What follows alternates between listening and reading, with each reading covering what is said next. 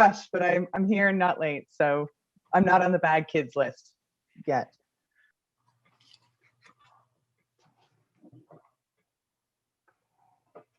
Okay, so if everybody's ready, let's get started. Good morning and welcome to the June 16th, 2021 meeting of the Transit Commission. I've received no regrets, and I'm going to ask the Commission Coordinator, Eric, if you could please call the roll call now. Commissioner Brockington. Good morning. Commissioner Caricato. Present. Commissioner Gower. Here. Commissioner Kavanaugh. Here. Commissioner McKenney. Commissioner Olson. Here. Commissioner Suds. Here. Commissioner Tierney. Commissioner Williams. Commissioner Wright Gilbert. Good morning. Commissioner Cloutier, apologies, Vice Chair Cloutier. Present. Chair Hubley. Here, and I see Councillor Tierney just joined us there too. Yep, present. Thank you. Noted, you have quorum, Chair. Okay, thank you. So next up, do we have any declarations of interest? Nope, seeing none. Are the minutes of the Transit Commission meeting of Wednesday, May 19th confirmed? Confirmed. Carried. Confirmed, thank you. Okay, now we'll go through the consent agenda. So first up will be the Confederation Line and Bus Service update. So we'll hold that. There'll also be a presentation with that. Item number 2, 0 emission buses for OC Transpo. Is that carried? Can we hold Just that item, kidding. please? Yeah, we're holding it. I was like, Just I thought I'd running have that some through there, Chair. Nice try. Just making sure everybody's awake today, that's all.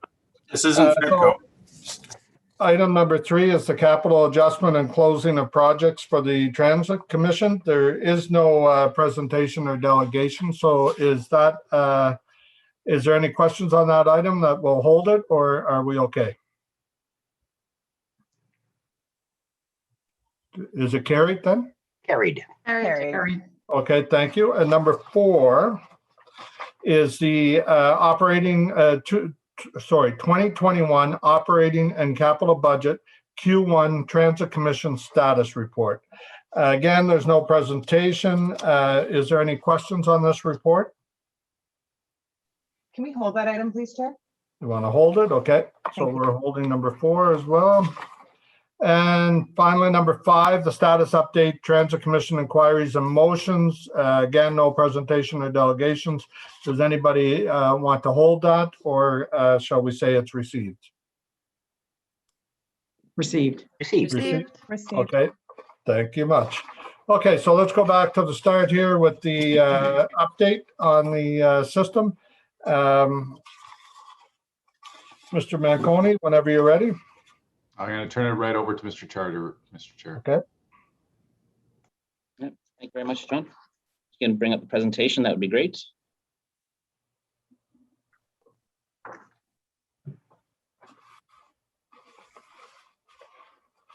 Thank you very much, and we'll go straight to the overview slide there. Similar as previous presentations, performance of line 1, followed by the rectification plan, bit of discussion on the track remediation work, train wheels, and then I'll turn it over to my colleague, Pat, who will talk about the transit recovery update and COVID-19. Next slide, please. So, for the month of June, we ended up, for the month of May, we ended at 97%. That makes us where we've had 10 months in a row where we've been 97% or more in terms of service delivered. 8 months of those were at 98% or over, and so far for the month of June, we're averaging 98%. Go to the next slide, please. Again, daily, what we're seeing as well. So monthly, we're seeing good reliability. Same as what we're seeing daily as well. We're seeing less variability. It's very consistent. Most days are at that 97% and above. So we're pleased with that as well. Go to the next slide. Next slide, this showing again, it's very similar. We're seeing good performance both daily, monthly, Those green bars at the top, just a reminder that we want to see them being, short and small, and that shows that both on a monthly and a daily basis, we're getting consistent service from the rail line. Less and less outliers, good performance, both daily and monthly. Go to the next slide, please. With regards to the rectification plan, as I previously reported, the 5 main items: switch heaters, catenary system, traction power, doors, and HVAC, it's complete. Still, the fine tuning of the braking systems and the vehicle auxiliary power units, or the CVS units, that work is ongoing. The CVS units they're on their last 2 vehicles there, so that'll be wrapping up shortly. And then, as I've said all along, that all the works associated with the rectification plan are going through that third-party investigation, a third-party validation to ensure that it rectifies the problem and it can be sustained. So that work is still ongoing. Next slide, please. We've talked previously at Transit Commission meeting that one of the next pieces of work to do is to do with the track. So we announced earlier this week that we will be doing those temporary service adjustments starting tomorrow. This will allow for RTG to conduct that additional track remediation work in addition to the seasonal maintenance requirements. This is not an annual thing. That the work that we're doing right now, that RTG is doing over the next couple of weeks, is extensive. Last Transit Commission, I showed the machinery that's been brought in. It's here, it's on site. It'll be put onto the rails tomorrow. But it's significant work. We're doing rail grinding and profiling of the entire line, so all 24 kilometers of track, 2 tracks. They've got up to 800 metric tons of ballast that they'll be adding to the rail line. And so the real big focus is on the track as well. They'll be doing some other seasonal work. They'll be taking advantage of the time. Like we've said all along, take advantage of this period of low ridership to do as much as we can. So the work is significant. It's in addition to the seasonal work that we'd be doing every year. But and the big focus is on the track. In addition to the track work, they'll be installing wayside lubricators at Tunney's pasture, at one of the Herdman curves as well. They'll be finalizing the installation of the sound dampening blocks near Tunney's pasture. What we anticipate that after the period of 2 to 3 weeks, once things have trains have run over the rails and sort of smooth things out a bit more, that the noise and vibration levels will reduce. But it's important to note that all railroads there is a degree of noise and vibration, especially on curves. But we are expecting improvements after a period of time once this work is complete. Next slide, please. Some of the additional work, these are the seasonal requirements, but once again, just trying to leverage the time. The extensive glass cleaning, guideway material cleaning, going through doing more deep clean on the stations. And then, there's a variety of track, catenary, and other types of inspections. So once again, there'll be a lot of activity, and it's just about utilizing the time as best possible. So as we communicated earlier this week, last daily rail trips will operate at 7 p.m. with bus replacement service starting at that time, and will go until the end of the day. Rail service will resume its normal time each morning. So we're just impacting the finish time right now. Communications, we've issued the memo. Public service announcements, signage will be at stations, and we will have staff roaming about the stations. We don't have the O-Train ambassadors anymore, but we do have a large number of staff that will be out there and supporting our customers during these temporary times. Next slide, please. Train wheels, the replacement continues. It continues at both sites. The daily inspections on the entire fleet will continue until such time as all the wheels are replaced or have been adjusted. As we previously stated, that we will continue to cooperate with the TSB investigation, and we're engaging any party that we need, whether it be the Chief Safety Officer, the RMCO, or any other sort of industry experts, and our regulator, Transport Canada. At this point, I'll turn it over to my colleague, Pat Scrimger, who will provide an update on transit recovery and COVID-19. Thank you. Thanks, Troy. Next slide, please, Eric.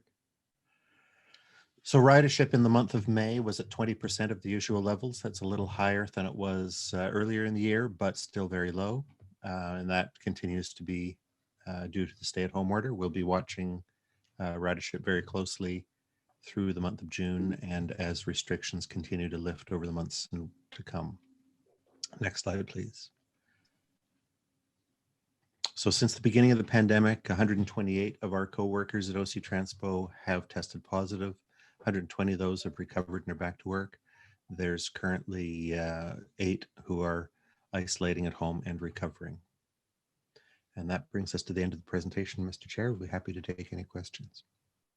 Thank you very much, Mr. Charter and Mr. Scrimger. First up is Councillor Kavanagh, please. Thank you very much, Mr. Chair. And I just wanted to start off with asking Mr. Scrimger about the COVID. That's a fairly high rate. And I just want to know, do we have any information about how many have been vaccinated now in terms of our frontline workers of OC Transpo? Hopefully they're well on their way and maybe even getting their second vaccinations by now. Mr. Chair, I don't believe we have that private medical information about individuals, but we know that getting vaccinated was something of great interest to all of our colleagues. Okay, because they were certainly concerned about being put on the list as priority. So hopefully that's moved along. In terms of, for Mr. Charter, in terms of noise reduction, I'd like to hear a little bit more about what exactly is being done to reduce noise. I want to know that we're well on our way to resolving these issues as we work towards stage 2. So can you give me a little more detail? Is it the train or is it the track? Is it the train wheels or is it the track that is the big issue? Yeah, Mr. Chair, the work that the big focus of the work that's happening over the next couple of weeks is on the track, and it's that interaction between the train wheels and the track. So what they're going to be doing is they're taking that large piece of machinery that we presented the pictures last Transit Commission, and they are grinding the rail head where the wheel interacts with the track, which will make it a smoother ride. And then that will then reduce the noise and vibration. But it's the track, but it's the interaction between the train wheel and the track. But the big focus right now is on the track and grinding that down and making it a smooth, polished finish, so that that it will reduce the noise and vibration that our customers experience when riding. Okay, and how do we know this? Is this from what is the why is it that we're doing it in terms of now as opposed to when we started? Well, track work, there will always be seasonal track work. There'll always be times in which we'll be doing, this type of rail grinding. This is extensive because we're doing the entire line end to end. And in other years, I would anticipate that we would be doing sections or portions of the line, not the entire track. But this is regular maintenance that you see all railroads would do from time to time. And we're at that point where we need to do it, and we need to do an extensive amount of it. So we're doing it complete end to end. So it'll get us to a good point. But we will always have regular and seasonal maintenance but this is extensive. 2 weeks of 7, closing at 7. This is extensive. This is not the norm. It won't be an annual thing, but you will see us doing rail grinding from time to time and other types of activities on the track. Okay. Is there special consideration given to the curves, because isn't that where most of the noise comes from? Correct. Yeah, the curves will when they're out there with the machinery, the curves will take longer to do. They'll essentially that machinery will have to take a few more passes in that area, and those are areas in which are prone to more regular wear, and that's something that RTM in their ongoing maintenance and seasonal maintenance plans will need to address. So, but yeah, those curves will get more attention, and once again, sort of like all railroads, anytime you have a curve gets more attention than straight track. Okay. So would they have done anything different if they had known earlier how much noise they'd made? Would it have been a little bit different? Or would we have been able to give them direction for having it a little bit different to make less noise? I think, the seasonal track maintenance, we need to make sure we have a good, solid, robust plan moving forward, which they do. I don't think there would be necessarily any changes in that regard, but we just need to stay. They need to stay at it, and they will. They're going to. It needs to be. You always need to be working on the track. You always need to be making adjustments. You always need to be adjusting for the seasons, and that's what they're doing. And this work gets us to that point where it becomes seasonal and regular maintenance. Okay. All right. Thank you very much. Thank you, Councillor. Next up is Vice Chair Cloutier, please. Thank you, Chair. Merci. Thank you, Mr. Charter and Mr. Scrimger, for the presentation. Just picking up on Commissioner Kavanaugh's question, let me ask it a little bit differently. The line has been open for 2 years, a little bit less than 2 years. Is this maintenance or is this rectification of an issue at installation? The work that we'll see. That's a good question, Mr. Chair. I wouldn't say it's correction of work at installation. We did identify through the ongoing assessments that we've been doing that there is, there was some challenge. There's some areas for improvement with regards to the track. Noise and vibration being one, specifically at the Herdman curves. One of the curves heading into and out of Searville Station. We identified that that the noise, the vibration, and the track required some additional attention. We identified that through the process that we've been going through with the rectification plan. It wasn't one of the original major items, but as we were doing our assessments, we identified some additional areas of focus. Track was one of those additional areas of focus that we identified from. So this gets us back to sort of a more level state, baseline it. And then, then it becomes the maintenance, the ongoing maintenance and the seasonal adjustments at that point. So it gets us back to that base level where we should be at the point where we launched. Thank you, Mr. Charter. Can you confirm that RTG is paying for this maintenance or rectification work? Is this entirely on RTG? Good question. Yes, it is, Mr. Chair. It is 100% at their cost. They're responsible to maintain the track, the train, the system for the life for 30 years. So this is at their expense. Yes, it is. Okay, thank you. Just a couple more. I imagine a lot of transit systems, as you've said in the past, are operating below capacity in North America. How were we able to get this equipment, which I think from the last meeting you said is very much in demand with respect to track rectification and grinding? I don't know the exact verb. We were able to get this equipment in Ottawa for the next couple of weeks. Was that? Yes, Mr. Chair. There are a few companies that provide these services, and they have their equipment, and they travel North America, and some obviously there would be similar companies in Europe and other countries, but this type of work it needs to be planned, and when it comes to rail lines, you always need to be looking at a season or two ahead, and you need to be planning for a season or two ahead. So, for example, in the next couple of weeks, we're going to be talking about winter operations and planning for the winter. So this work was planned months and months ago, and that's how they were able to secure the equipment. But there are options to be able to secure the equipment. There's the large machinery that we're using this time. There's also smaller pieces of machinery that can be more localized. But it's about planning and being proactive. Okay, thank you. Last question, Mr. Chair, to Mr. Charter. You not slipped in, but mentioned a number, and I'm not sure what this number is, 800 metric tons of ballast that we are adding. Is that a lot? What is it for? Again, is that maintenance or is that rectification? Can you give us a little context for that? Yeah, sure, I can. Yeah, and I apologize for that. So the ballast is essentially the rock that you put around the rail ties that holds everything in place. And so the 800 metric tons is a significant amount. They've got 400 metric tons here, and then they got another 400 on standby to pull in when they need it. And this is building up in certain locations. They're going to build up the shoulders around where those rail ties are, and it will provide more.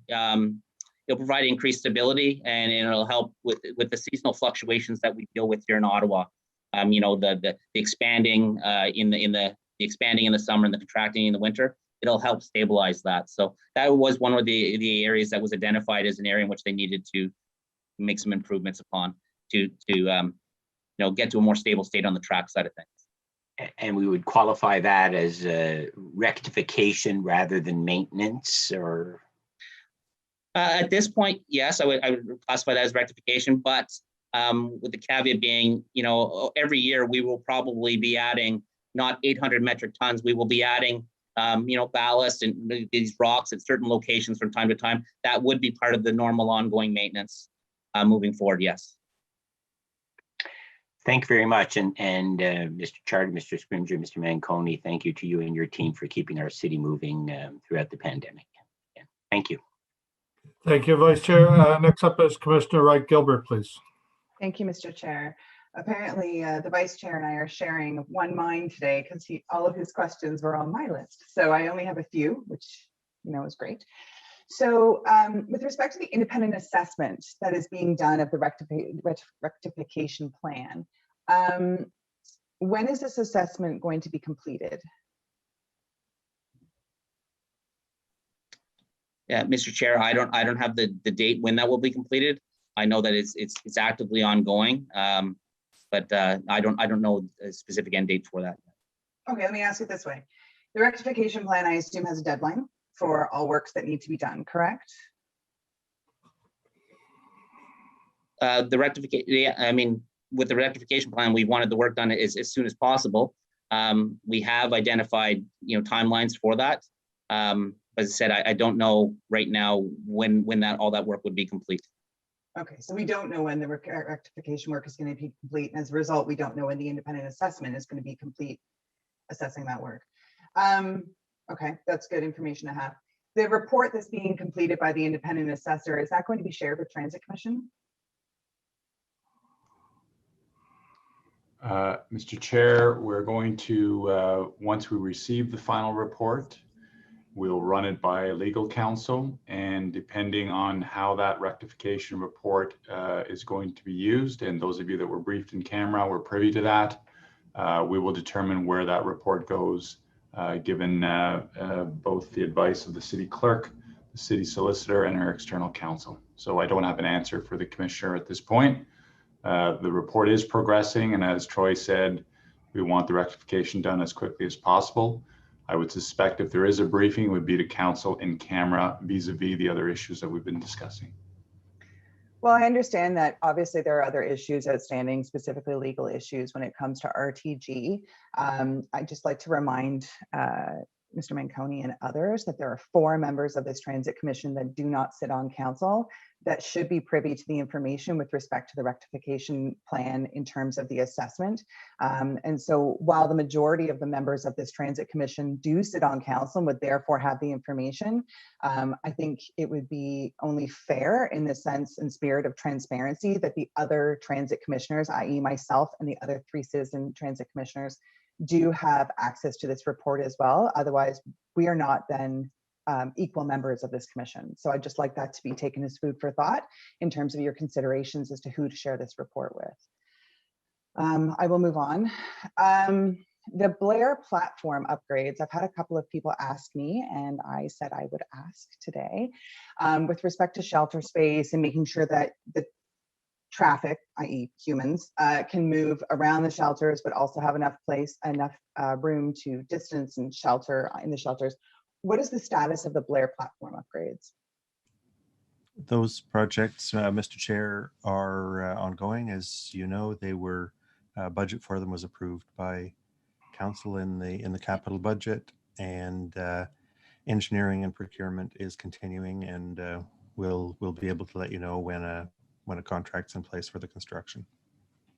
Okay, so there's been no work yet because we're in procurement stage, and the work has not started yet on the upgrades or improvements. Then is what you're saying, Mr. Chair. The physical work has not yet started. The engineering and procurement work is well along. Okay, so just keeping in mind that, you know, as more and more people get vaccinated, their first dose, their second dose, and as the province reopens, people are going to start using public transit, I hope, more and more to get back into their offices, go do their daily tasks.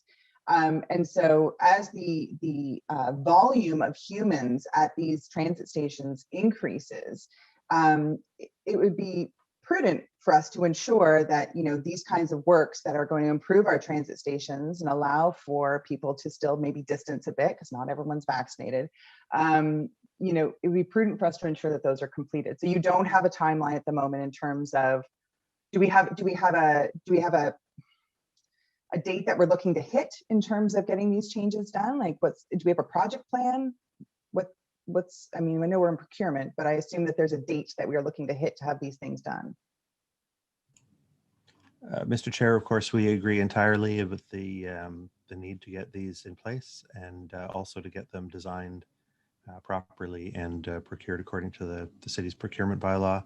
When we have a date, we'll be sure to share it. Okay, so the answer to my question is no, we don't have a date. Okay. The last question I have is everyone's favorite controversial topic, the odors in our tunnel downtown.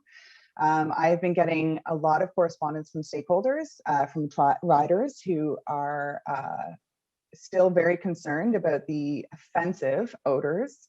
Don't think I need to describe them for everyone, in the LRT tunnel downtown. So I'd like to hear if there's an update on finding the source and what the rectification has been done since we've been talking about these odors for 2 years now. Yeah, Mr. Chair, with regards to the odors in the tunnels, RTG continues to do their, if you recall, we talked here, their requirement to do a monthly I say inspections, but they do an assessment. They haven't been able to identify a root cause for Parliament. With regards to Rideau Station, it is believed that the smell stems from the water and the limestone in the area. It does seem to fluctuate significantly. There's days in which there is an odor present, and then there's many days in which there's not. They are working through a variety of as they're working on the tunnel. There's some areas in which there's been some water that's been leaching a little bit, and they've been plugging those and closing them off. It is anticipated that it may subside over time, but at this point, they haven't been able to determine the root cause for Parliament. But it is ongoing, and there are assessments that continue on a monthly basis to try to identify that root cause and ultimately to see if they can stop that odor from occurring. So I wasn't fair in my initial question. I said 2 years we've been talking about it. We've actually been talking about it since September, so the opening of the LRT, which is about 18 months, I think, or a bit more. 18 months is a long time to, number one, subject our customers to incredibly foul odors. And number two, to me, not an engineer, totally understand I'm not an engineer, and I'm not a rail expert, and I'm not a tunnel expert, and I'm not an odor expert. But here's what I'm saying. Nearly 2 years to find a root cause of an odor, to me, is unacceptable. This is a customer experience issue. And if we want to try to lure customers back to our transit system, which I think we can all agree we want to do that, we have to do that. We don't have a choice. We in order to run our transit system, we need customers on it to pay for it. If part of our transit system smells like, I'm just going to say it, feces and rotten eggs, that's not a good customer experience. And so I would encourage RTG, if any of them are listening, to get a move on with the root cause analysis, because 18 months of root cause analysis is a very long time. So if there's anything that staff can do to encourage RTG to get a wiggle on this, I think that that would be prudent, because it is a customer experience issue, and quite honestly, it's just disgusting. It's time. Thank you, Mr. Chair. Thank you, Commissioner. I just want to follow up on one of the responses you got there with Mr. Scrimger. Pat, part of the procurement process often includes the date, correct? Where companies will, once the contract is getting negotiated, that's when the dates get solidified. because sometimes we get a better price if we wait a little longer. Those kinds of factors kick in. So is that correct? In your experience, a lot of the contracts don't have the dates ahead of time. We have a nice to have date, but the actual date takes place when the contract gets finalized. Right, Mr. Chair, that's right in general. One of the there's a lot of work before the final construction, fabrication and construction and installation contract.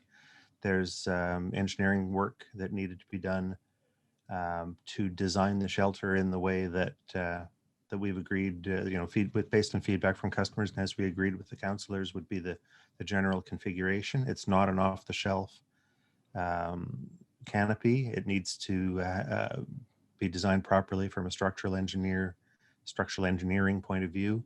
That work, that's part of the work. There's specialized fabricators for this.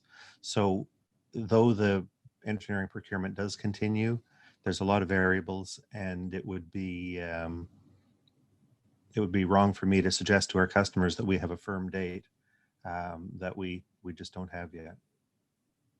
Okay, thank you. Next up is Councillor Brockington, please. Thanks, Chair. Good morning, everyone. First of all, thank you for the report and update. I've been taking the trains more frequently than I did during the winter, and I just want to say every experience I have continues to be positive. The trains are prompt, whether it's at rush hour or for weekend travels. The trains are clean, the stations are clean, and the air conditioning feels great. I remember writing to Mr. Manconi last year that the air conditioning on the trains is really good. So far, everything's been great, and the performance data looks great for our trains, so thank you. Mr. Charter, just on the list of the rectification plan, just to get it off my list, the switch heaters more or less were fixed beginning or just after the start of the last winter. They all went through a full winter season, and that issue has been fixed. Is that correct? That is correct. We had a very, very good winter with the switch heaters. All the work was complete. I think it was the first weekend in December. There is some final remediation work of the area, removal of the propane tanks, that type of work, but the ones that were converted over to gas have been, and the other ones were enhanced with that heat tracing, that sort of stuff. So that work is complete, yes. Excellent, okay. Thank you for that. Mr. Scrimgeour, the bus stats are low as far as ridership. Obviously with the lockdown that's now been lifted, it hasn't helped our cause. We estimated in the 2021 budget an average ridership for the year at about 70%. So we're now coming to the end of the first half of this year. Have you revised your estimates for the second half? Talk to us about what you think will happen with ridership now that the lockdown's been lifted. People are going to get out more. Bars and restaurants are opening up. Hopefully the museums, as far as phase 3, will get more people out. But what do our ridership numbers or estimates look like for the second half of 2021?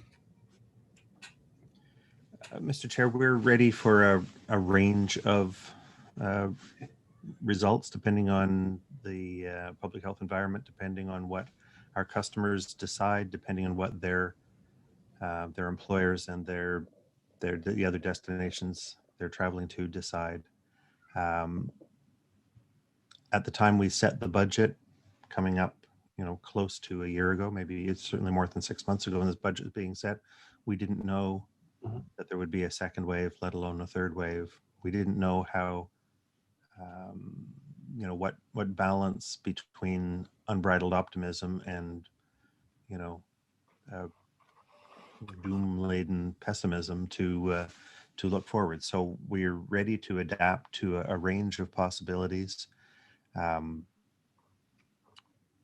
It would have, I think at the time we quoted those numbers that were in the budget that we were building this year on, we had anchored them on the idea that ridership would start to grow sort of linearly, returning from wherever it was, which was about 30% at the time, returning up towards full ridership in a straight line over the rest of the year, starting from April, I think we said.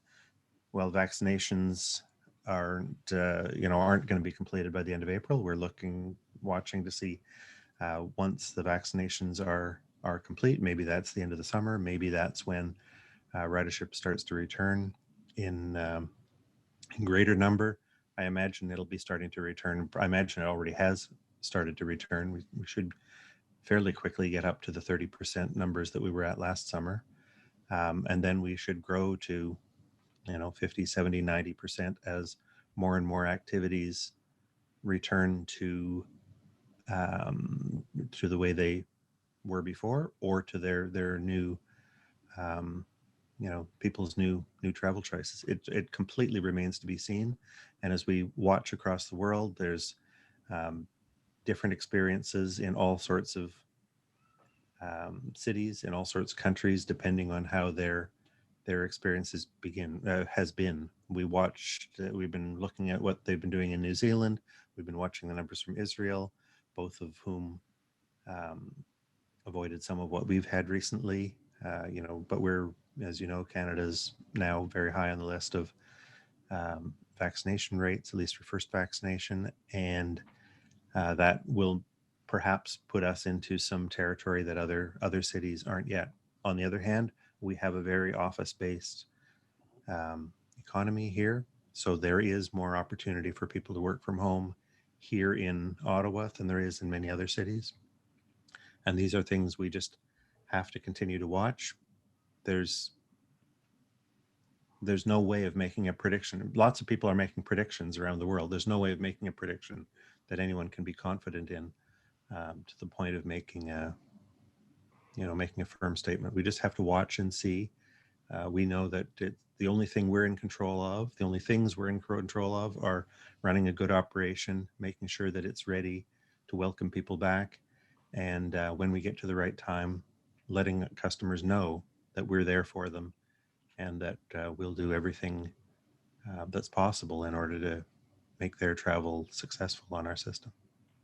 Two of our large bubbles of riders are federal government workers, post-secondary students, not exclusive bubbles, but two of our big cohorts. Still no word yet from Ottawa U, Carleton, or the colleges about whether they're coming back, whether you need to come back and be fully vaccinated. This is June. It's still crickets. Both of the universities have said that they expect to be at 30 to 50% on campus for the fall term. Have they stated conditions in order to come if you're going to live or take classes in person? Everything is conditional on public health. Okay. Former colleague of mine who works in the federal government has been on a team that surveyed a sample of public servants on their intentions to come back. 50% said they want to work at home. 30% said a hybrid model. 20% said they want to come back in the office. Has the city manager or Mr. Manconi talked with the Public Service Commission on their plans to reintegrate their staff? And if so, when will that happen? City yes. go ahead. Hang on, Pat. Yep. Yes, Chair, we met last week. Mr. Willis, Mr. Kanalakis, Wendy, our treasurer. We met with the federal government, and it's still too early. They're working on it. As you said, Councillor, they're doing all sorts of things, looking at inventorying and looking at surveys and looking at models, looking at what Washington, D.C. is doing and so forth. What we know for certain right now is the universities are at that 30 to 50%, including Algonquin College, which is great news. And we are still waiting to hear officially from the federal government what their plans are, but it's too early to tell. And that answers your question. To me, all the other stuff is secondary. The Red Blacks are coming back. It's great. We're teeing up the service for that. We're going to come forward with the ideas of what our promotional programs will be to entice people back. That's great. We need to know where the federal government stands. Yeah. And that's the game changer. And I've instructed my staff, we can do all the predictions in the world, but unless we have that input into the model, we don't know where we're going. And Mr. Kanalakis has been unrelenting in terms of trying to get that for us, but it's still too early to tell. Okay, thank you. I do think there needs to be communication with our local MPPs that if there are these ongoing decisions not to bring back federal workers in any large volumes, that there are some serious economic impacts to us, loss of transit revenue. And I don't know if we would be unique across the country to ask for federal funding to help bridge that gap, but because so many federal workers live in the NCR and we rely on so many of them to take transit, that loss of transit revenue will continue to impact us for multiple years. So I'm not sure if we can argue that angle, but it has a significant impact. Councillor, I can tell you that Ms. Stephenson is exactly aligned. I know she's on this call to where you are in terms of our uniqueness as a federal government major employer, and it goes beyond just transit, and that's our position to the federal government. It's also economic recovery for downtown. All those dry cleaning, coffee shops, everything, restaurants. It's a holistic picture. And so when I speak to them, I don't speak to them just from the transit lens. Ms. Stephenson and I speak about, and Mr. Willis, who was fantastic on the call, speak about economic recovery and rejuvenation across. It's not just downtown; it's everywhere. You all have offices in your wards, in just about every ward across the city that has federal government employees. And so, absolutely, I see Wendy's on the call. She may want to comment. Thanks, John. If I may, Councillor, just to add, we do have some certainty to the end of the year. We have funding through the Safe Restart Agreement, which will largely make us whole. And just to add to what Pat was talking about, when I had provided an update at FEDCO around our finances, we know we have a small gap in transit. And when Pat talks about that ridership increasing towards the end of the year, that gap is naturally going to close. So that certainty is there for us for this year. It's just a question of, as you say, what's going to happen into 2022. And those thoughts and those conversations are continuing. And also there's groups who are lobbying for additional help into future years based on not only our situation, but what's happening across the country. Okay, great. That gap you referenced was about 11 million? 11.2, yes. Okay. All right, Chair, thanks very much. Okay, thank you, Councillor. Next up is Councillor Menard, please. Thank you very much, Chair, and thank you for the report today. It's very helpful. I'm mostly here for the e-bus issue, which I'm excited to talk about next, but did want to just jump in on a couple comments or suggestions here. We are seeing during the weeks trains still stopping at various locations.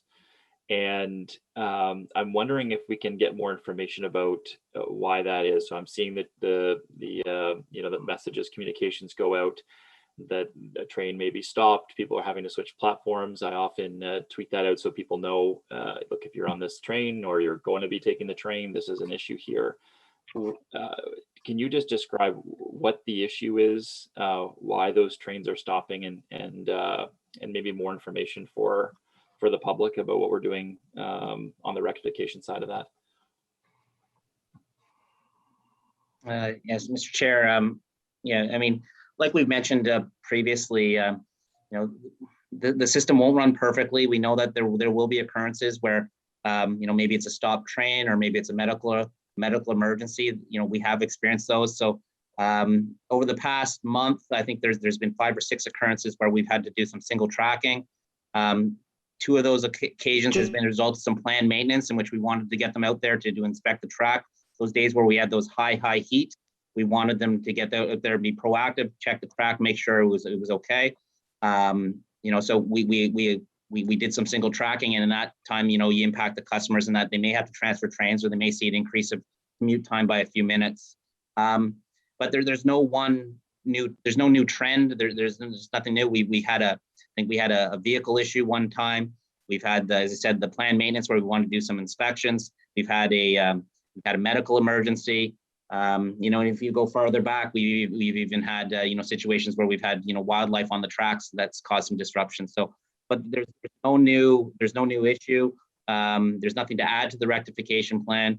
But we will have the odd disruption from time to time. But our goal is to keep service moving. And keep it moving as much as possible on rail, and if we can't, then use the replacement bus service. But I'm looking at just some of the data right here, and as I said, I've got 5 occurrences, and 3 of them were with regards to planned maintenance and the high heat that we were looking at, and then we had a train issue and a medical. situation as well.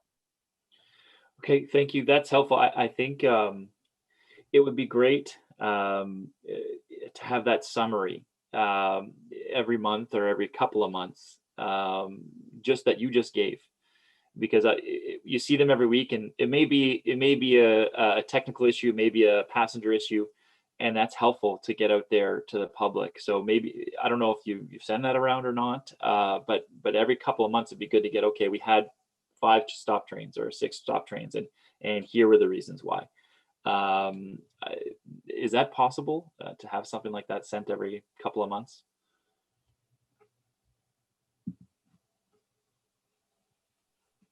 And we do know the reasons for when we ever have a disruption or a delay. We do have the rationale, the reasons for it. Sometimes the initial indication can change based upon once they've done the investigation, but we do have that information available to us. I take it under the commission's advisement as to what they'd like to report on, like us to report on. Okay, maybe I'll just send you an email every couple of months and see if you can send it our way. Thank you for that, Troy. That's very helpful. Regarding transit ridership and Commissioner Brockington's questions, I'm sorry if I missed the answer. What are we currently at in terms of ridership the last few months? Did that get answered? Mr. Chair, 30%? in the month of May, we were at 40%. Okay. Sorry, that's optimistic. In the month of May, we were at 20% of our normal ridership. Over the months so far this year, we have fluctuated between, I believe, 17 and 21% of our normal ridership. Okay, that is helpful. I think I just wonder, come the fall, as vaccines continue to roll out, I wonder if we're considering implementing some big measures, some big changes. And I think about fare-free transit to encourage riders to come back, whether that be for a limited time period or not. That's something that I assume has to be on the table. Is that something we're thinking about come the fall, as we're trying to mitigate the issues we're seeing with low ridership? Everything's on the table. For example, July 1st is no fare, even though there's no Canada Day. We are going to continue with that. We started work about 2 weeks ago, especially when we started to see the acceleration on the vaccination. We're looking at what other jurisdictions have done. Washington is an example, which is I always like to use as our comparator. They changed their fare structure because they got fare by distance. We are putting everything on the table, and we will certainly bring forward to the commission ideas and suggestions on how to do all that, and to get return riders, grow new riders, sustain riders, and hence some of the changes we did on some of the local routes and so forth. So everything's on the table, and if you have ideas or suggestions, we'd welcome them. Perfect. Thanks so much, Mr. Manconi. I appreciate that. Okay, thanks so much, Chair. That's it for me. I'll be excited to talk about that next item. Okay, thank you. And now we'll move on to the next item. I believe that concludes the update on the Confederation line. So the next item is the zero emission buses. We have a presentation with slides and a delegation. So Mr. Manconi. Thank you, Chair. I want to just take a few minutes and introduce a couple of slides, and then I'm going to turn over to Mr. Scrimgeour. It is a lengthy presentation. It's a lengthy report. It needs to be. There's a lot that has gone into this. And I'd like, I'll just wait for the clerk to bring up slide number, the first slide there after the slide 2 there.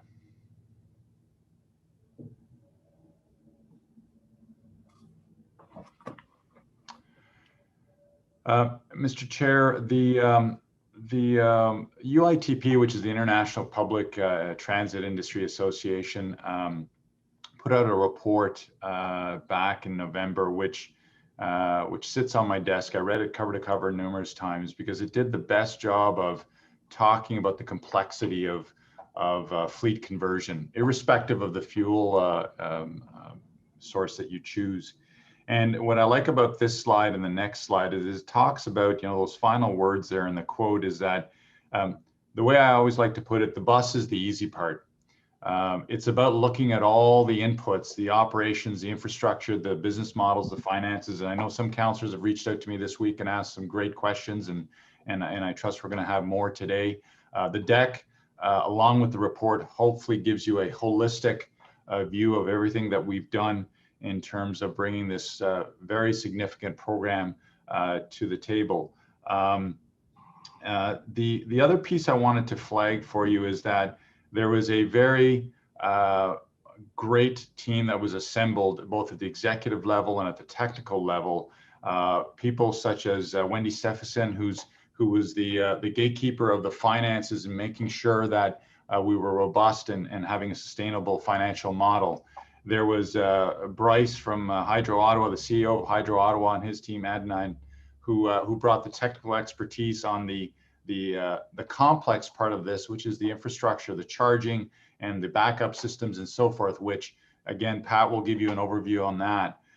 We brought in Ray Mobucci from Deloitte, who's done very complex financial deals to be the oversight of, how do the numbers work and the financial models, which I know people will be asking questions about today.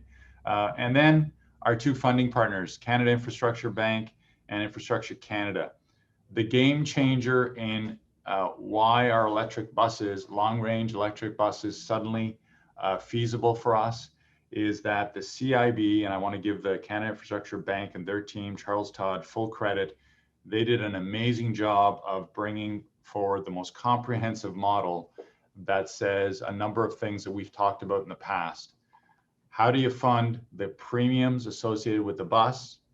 How do you fund the charging infrastructure, which is very costly and complicated? And where are the savings? And what do those savings look like? So they've brought forward a very attractive financing model that, again, when people like Wendy Stephenson and other people, Bryce, who's worked at the federal government, who does financial complicated deals, and Deloitte, they go through and they do a robust review of it, give us the nods. And then Infrastructure Canada with their announcement of how do you fund the transition? And if you can just think about that, the transition of taking almost 1,000 buses that are diesel and moving them to an alternate energy source, think of the complexity of everything from where do you store them? How do you manage them? How do you schedule them? How do you maintain them? How do you train your staff to maintain them and so forth, operate them and so forth? So all of that came together very, very nicely. And hence the reason we're before you today recommending what we're recommending. Before I go to the next slide, I want to say something that's very important. A reminder that this is a roadmap to this goal that you've established, that the council's established. So we're following your direction. Every year, you will get a check-in on the next year's purchases during the budget process.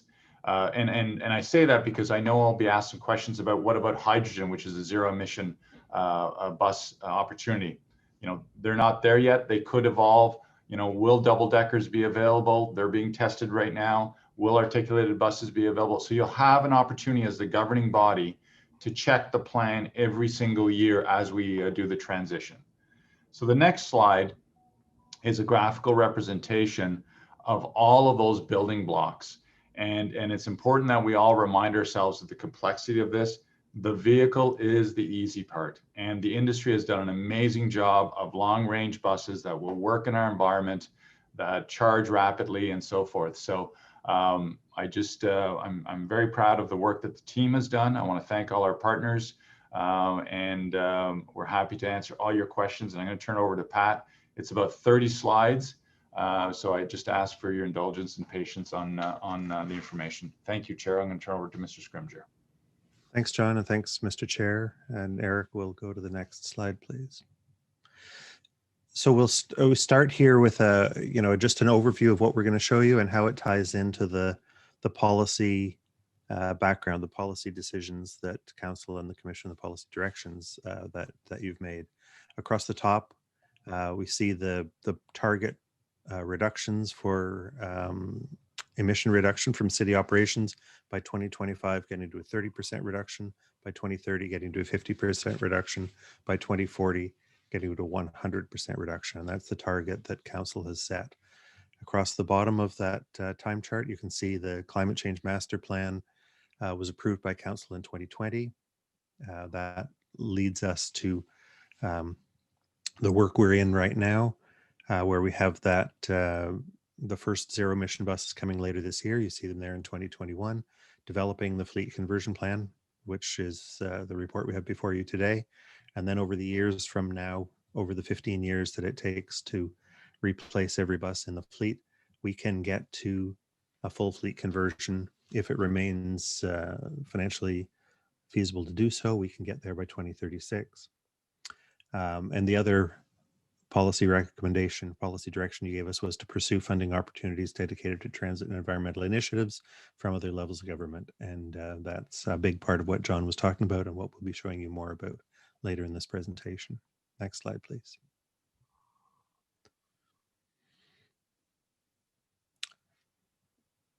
As John mentioned, it's been a big study, and we pulled in experts from several organizations. We engaged Dylan for technical reports on technology alternatives. They have expertise to look across the industry and across the country and around the world, both on what's available as energy sources, what's available in the transit industry, and how people are making that transition.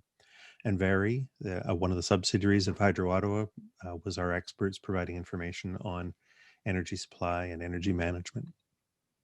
Deloitte, as John mentioned, are experts on providing financial analysis and looking to make sure that what the federal government and the CIB are offering is aligned with what is laid out in the city's long-term financial plan. We had great help from a number of our colleagues at transit systems across the country. City of Winnipeg was a big help to us because they've gone through an analysis very similar to this in the last few months. And of course, they have a climate which is in many ways similar to Ottawa. And also we're participating as a member of the Canadian Urban Transit Research and Innovation Consortium, or QTRIC, which has been doing a lot of work for several years, helping the transit industry with research and testing in these areas. The next slide, please. So the first thing, I mean, there's many things we looked at, but as we try to tell the story in a linear fashion, the first thing to talk about is what is the energy source? Right now, the energy source is diesel fuel. So we looked at a number, and we also, once we looked at the energy source, we're looking at what is the right means to get that energy from its supply to the wheels of the bus to move the people down the street. So first of all, we looked at compressed natural gas and renewable natural gas, both of which have the potential to do have lower emissions, but they're not zero emissions. They don't meet the council policy direction. They don't meet the federal funding eligibility criterion. Hybrid electric buses, as we had for several years, we had them for about 11 or 12 or 13 years. Even the modern ones, they're not recommended because they still are not zero emission, so they don't meet the council policy direction. They don't meet the federal funding eligibility. Trolley buses, which are the buses you'd see in Vancouver, Seattle, San Francisco, and used to be even in Ottawa. We had some in the 50s. Those are electric buses which use overhead wires to bring the electricity to the bus. They are zero emission, but we're not recommending those because of the high cost of buses. Those buses are, because they're very specialized, they're currently more expensive than a battery electric bus. And also there's a high cost to put in that infrastructure to string the wires over all the streets where the buses would run. And then there's a need, obviously those buses can only run on the streets where those wires have been installed. So it's the kind of thing that works for busy trunk routes in some cities where that infrastructure already exists, but can't work where you're aiming for an eventual complete conversion of the complete system. Hydrogen fuel cells, another zero emission technology. It's a way of storing and transporting electricity. We're not recommending those at this time because of the current high cost and untested nature of buses. There are very few of them, and the high cost of production or transportation of hydrogen. But that's certainly something that all of us in the transit industry will be watching in the years to come. Next slide, please. So what we are recommending is that the energy source be electricity, because it is zero emission at the local point, and therefore it meets the policy direction set by council, and it meets the funding eligibility from the federal agencies. Electricity can power the buses with no local emissions. Then the next step is that we recommend that batteries are the recommended storage technology to carry the electricity around from the garage as the bus moves through the city.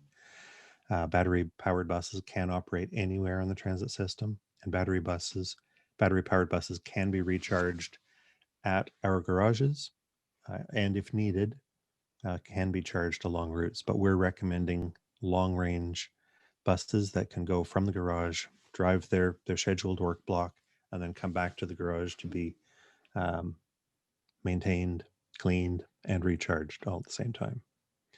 The next slide, please.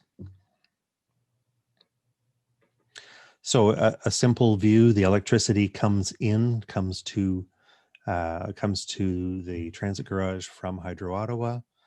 It comes through the transit garage. It has to then be transformed into the right voltage to be supplied to the buses. That's done in the charging units, which you see as number 3. The pantograph is a device which is bolted to the ceiling of the garage, which reaches down and touches contacts on the bus. It's a way of basically plugging in the bus, but doing it from above where it can be done easily. The pantograph then touches the bus and makes contact, and over about 4 hours recharges the batteries on the bus. The next slide shows that same sequence in a little more detail, showing the elements of that as the transmission comes in to the hydro station, gets brought down to the distribution voltage. Then there's an on-site substation to bring it to the voltage that's used at the garage. Then you can see the switchboard, the power pack, the pantograph, and the bus. And each of those elements needs to be sufficient, and in many cases needs to be built. In some cases, this recommended program does require not only more equipment on site, but also more capacity on the distribution part of the hydro network.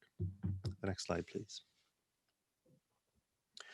What we need here, this is what we have now. We have 344, or 37% of our fleet is made up of the 40-foot buses. 38% of the fleet, or currently 356, is made up of the 60-foot articulated buses.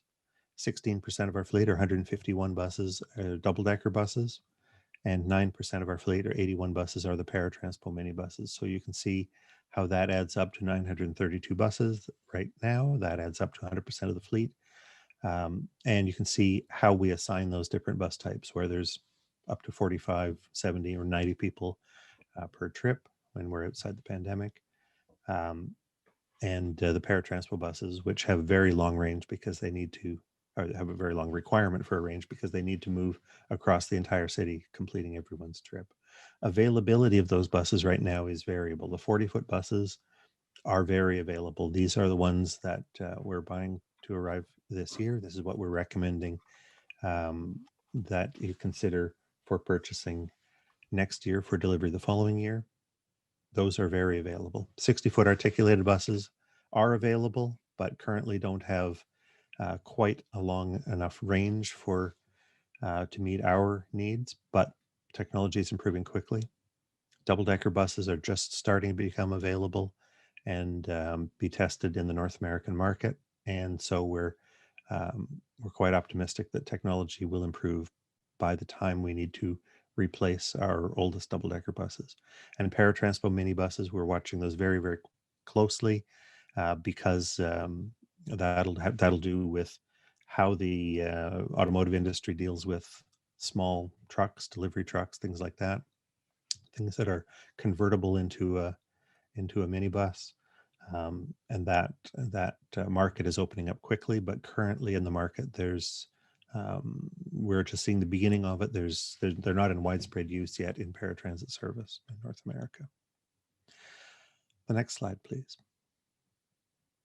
So we maintain a fleet plan. It looks forward always many, many years so that we know when we're going to have capital expenditures on purchasing additional buses, when we're going to have capital savings because we don't need as many buses because we've opened an extension to an O-train line, how we plan our midlife rebuilds for buses. And that fleet plan is long and extensive and feeds into the long-range financial plan. And it's set to make sure that we use our buses productively through their full life, 15 years for a conventional bus, 7 years for a paratransport minibus. As I mentioned, the bus fleet size goes down as planned O-train expansions open, but the bus fleet plan also grows as ridership is expected to grow as the city grows over the long term. The next buses that we need to acquire are going to be 74 40-foot buses that we would buy in 2022. They'd be included in the 2022 capital budget, expecting them to come in 2023 because delivery time when you place an order for a bus is something just over a year, sorting at the 50 to 70 weeks from placing an order to getting delivery. And over the years from 2022 until 2027, the next 5 years, we need more than 450 new buses. The next slide shows that in a graph in one way. You can see in 2022, we moved some capital expenses in future years as part of dealing with COVID, but we do have 74 40-foot buses that we need in 2023. Then in 2024, you can see that bar chart as a stacked version showing you some 40-foot buses, some 60-foot articulated buses, and that's time for the replacement of the paratransport bus fleet as well. Then in 2025, 42 40-foot buses, 66, I believe it is, 60-foot articulated buses. In 2026, you can see 40-foot buses, 60-foot buses, and a few trains that are scheduled to arrive then. And then 2027, you can see, in addition to a few 40-foot buses and 60-foot buses, also quite a few as we start to replace some 15-year-old double-decker buses. So those show you the years we'll be watching that technology to develop so that we can recommend to you buses that meet our operational needs. The other thing this graph shows is that you can see there's a bit of, just because of the echo of purchases that were made 15 years earlier and also influenced by the construction of light rail lines, there's quite a lull there from 2028 to 2030. And that means that over the next 5 years, there is an opportunity to replace almost half of the fleet in the first third of what is normally a 15-year life cycle. And that is an opportunity to get a lot of fleet conversion done if we're moving to a new energy source and a new technology. Next slide, please. So as I mentioned, buses are normally replaced after 15 years or 7 years for the minibuses that we use in paratransport. Therefore, any technology change or any feature change takes 15 years to be on all buses. And we've done this before with air conditioning, with a seat design change. We're in that process right now with cameras on buses. Any feature change takes 15 years to propagate through the entire fleet as all the buses are replaced.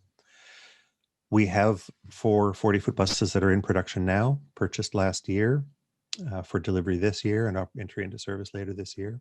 We're recommending, as I said, 74 40-foot buses for next year. And if those are battery electric buses, we will have 78 of them by 2023, giving us one of the largest fleets, not only in Canada, but in North America. The proposed loan from the Canada Infrastructure Bank, the proposed funding from Infrastructure Canada that we'll be showing you more later, is sized to allow the purchase of 450 battery electric buses over the years from 2022 to 2027, including those initial 78 buses. And we'll bring you, as John said, year-to-year recommendations on exactly what bus type to buy, exactly what, if there's any other transition costs, like if we have to do work at other garages. Technology is evolving in all sorts of ways, and we'll develop plans and recommendations for you on exactly what to do with the rest of the money over the remainder of that period. Conversion beyond 2027 is something that we would look at towards the end of this first 5-year term, refreshing it, looking at what the technology status is at that time, looking at what the funding availability is at that time, seeing what the federal government policies are and what funding is available from the CIB or Infrastructure Canada or through any other program at that time. The next slide, please. Here's another graph. This is not the bus fleet acquisition plan, but this is what would result if the plan were adopted, the plan we're putting in front of you today. If this were adopted and all future bus purchases were zero emission, battery electric in the first 5 years, technology to be determined beyond that point. But if they're all zero emission, you can see that in 2022, we start with a tiny little orange fraction at the top of that blue bar. By 2023, we see more, the first 78. By 2024, a bigger chunk. And you can see that by 2027, it's almost sort of 3/8 to 2/3 of the, sort of 5/8 to 2/3 of the fleet has been converted. We stay at about that level through to about 2033, and then we would mop up the last couple of hundred buses to be completely zero emission by 2036. Doing anything faster than that would require additional funding that currently isn't on the table and isn't available to us. The next slide, please. Now, as we set our requirements for the buses, one of the most fundamental things is they have to be buses that will work on our system. So they have to have a long enough range to cover a complete day's work. The long-range battery electric buses are charged at the garage, operate all the trips that make up the scheduled work block, come back to the garage for cleaning, maintenance, and recharging, just as they do now for refueling. Short-range battery electric buses are what's being tested in some other cities, Montreal and Vancouver, for instance. Those are charged repeatedly through the day. They've got a smaller battery. You put a charge into them very quickly at a high voltage. And you need charging infrastructure, not only at the garage, but also at points across the system. In our case, that might be at transitway stations or at major focal points downtown.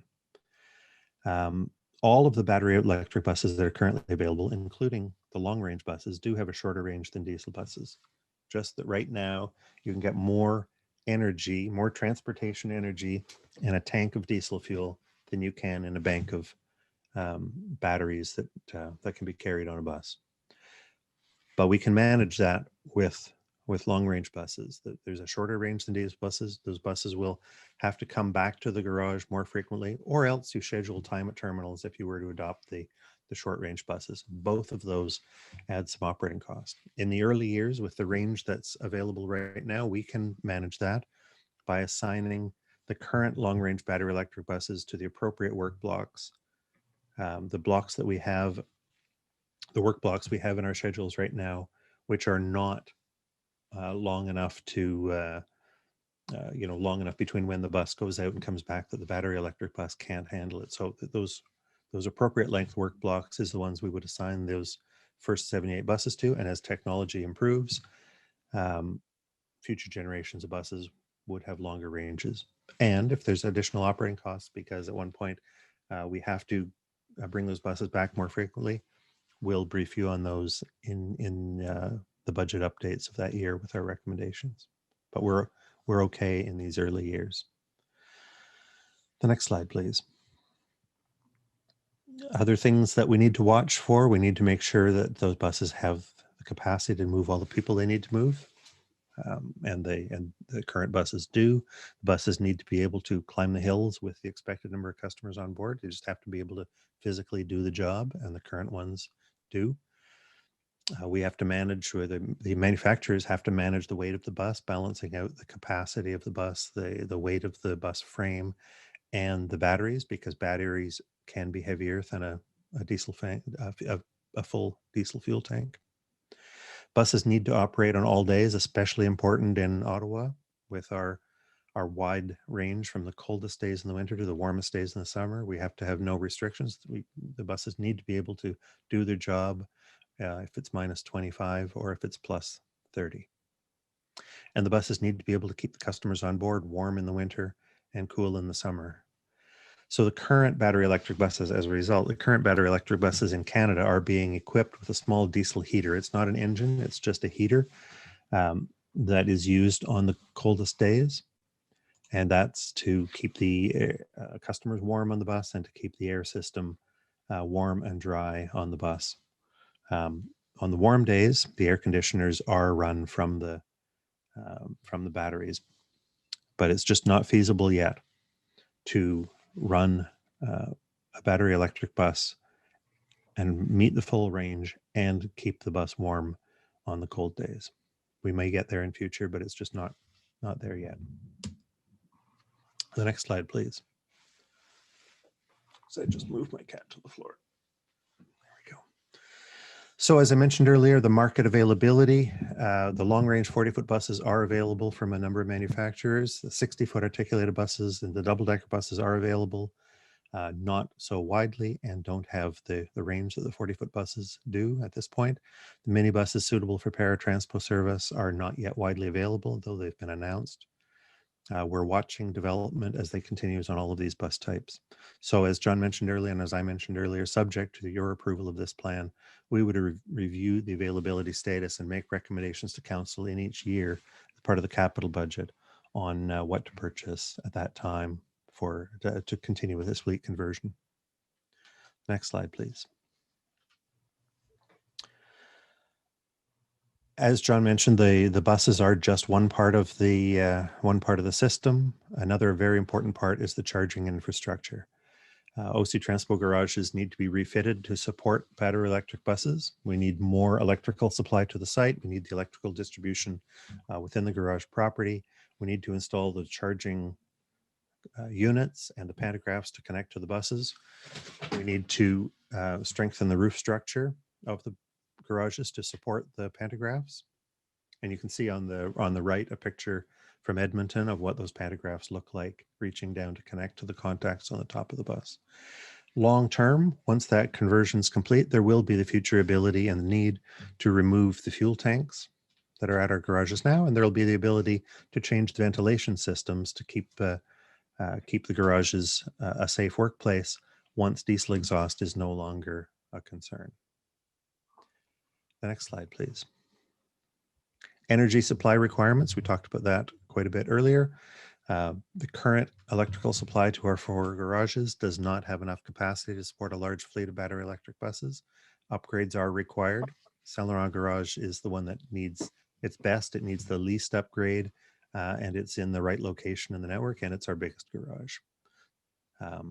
Buses take about 4 hours to charge, and so when the buses are in the garage, if they're there for 8 or 12 hours, 3 buses can be charged off the same charging block by using different pantographs. And we can charge the buses up overnight. Some buses come back to the garage during the midday, sort of between the morning rush hour, maybe coming back around 9 or 9:30 in the morning, going out again at 2:30 or 3 in the afternoon. And that gives us another opportunity where we can charge up some buses to get them through the afternoon and the evening. But we do need to avoid the times of peak consumption, because that's really, those are late afternoons in the summer. Those are the peak times. We need to avoid those times because that's the time that really drives up our electrical costs for the full year. We also need to have a backup power supply because the transit system still needs to run even if there's an electrical system outage. So that's part of the plan as well. Next slide, please. Market availability on the charging infrastructure. There's charging infrastructure available from several manufacturers, including what's listed there. Our recommendation to you is that we hire Ottawa Hydro to acquire those, install those, and operate the charging infrastructure to our specifications. And Hydro Ottawa would also bring the upgraded electrical supply to the garages. Next slide, please. John mentioned earlier the transition requirements, a big part of the discussion with the federal agencies. Some of the one-time costs that we have to retrain our technicians and operators so that they are, because they're working on a different type of bus. There will be some program management because this is a big program. We're going to need specialist contractors to us to advise us on all the aspects that we're talking about at the plan level right now.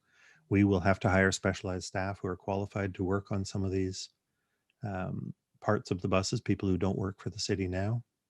And we will need some, we need to integrate or add some computer systems to manage the battery electric buses to make sure that we're operating those charges as well as we can to integrate their operating cycle into our current management systems. And there will be more things than this. These are some of the examples of the transition costs that we will incur.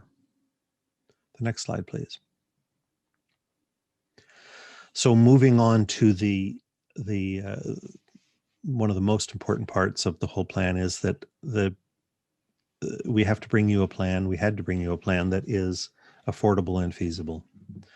And as you know, all of our spending, the operating spending, the capital spending is all projected out for many, many years in the long-range financial plan for transit, which we also sometimes call the affordability plan.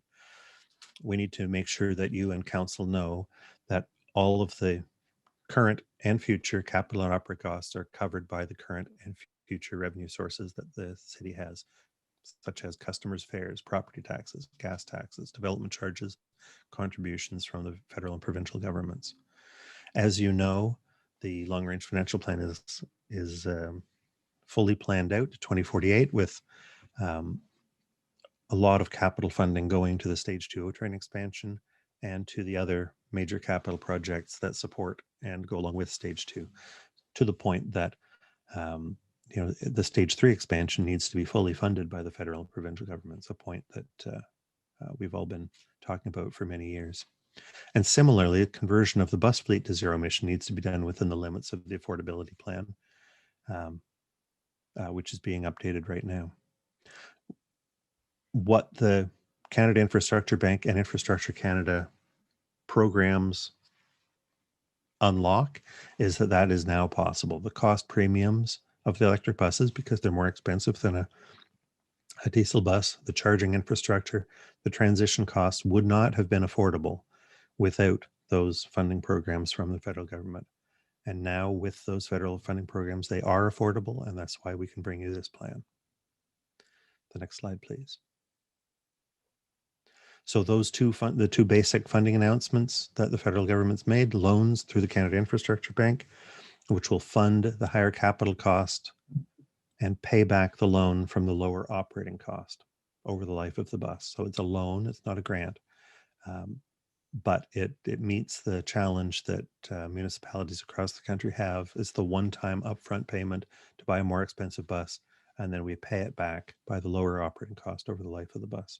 And then the grants that would come through Infrastructure Canada to cover infrastructure upgrades and transition costs. So we're working with these agencies to enter into the appropriate agreements following your consideration of this report. The next slide, please. So here's what we're recommending.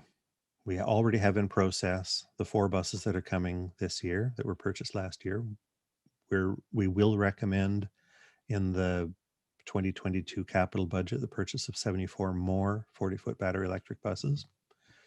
We'll recommend to also the purchase, the costs to install charging infrastructure during the year 2022, so it can be ready for use by the time those buses can come. We will bring you recommendations for bus purchases and charging infrastructure and all the requirements for the capital budgets in the years beyond then, 2023 to 2027. And we're recommending to you that we do a refresh of this plan to look at the technology and funding options for the years beyond 2027. This cat needs to go back here. The next slide, please. Here's how the different agencies work together. City on the top right, Canada Infrastructure Bank and Infrastructure Canada on the left. Canada Infrastructure Bank loans money to the city through a lending agreement to cover the cost premiums of the whole package, primarily the buses, but also some of the charging costs. Infrastructure Canada also on the left, providing a grant of 35% to 50%, still to be announced. How that program is going to work. Provide that as a grant to the city. Based on that, the city pays for the buses, pays for the charging infrastructure, pays for the transition costs, operates and maintain the buses, and we contract with Hydro Ottawa to provide, operate, and maintain the charging infrastructure for us. The next slide, please. Here's how the cost sharing of this whole program for 450 buses over 5 years would work. The costs, the battery electric buses would cost $760 million over that time. The charging infrastructure, about $204 million. The transition costs, about $22 million, all adding up to just under $1 billion. The sources of funds, we'd get between 345 and 500 million from Infrastructure Canada. I wonder if I can just ask everyone if I can pause for a moment. There's somebody at my front door. I'm sorry. Absolutely, yeah, Pat.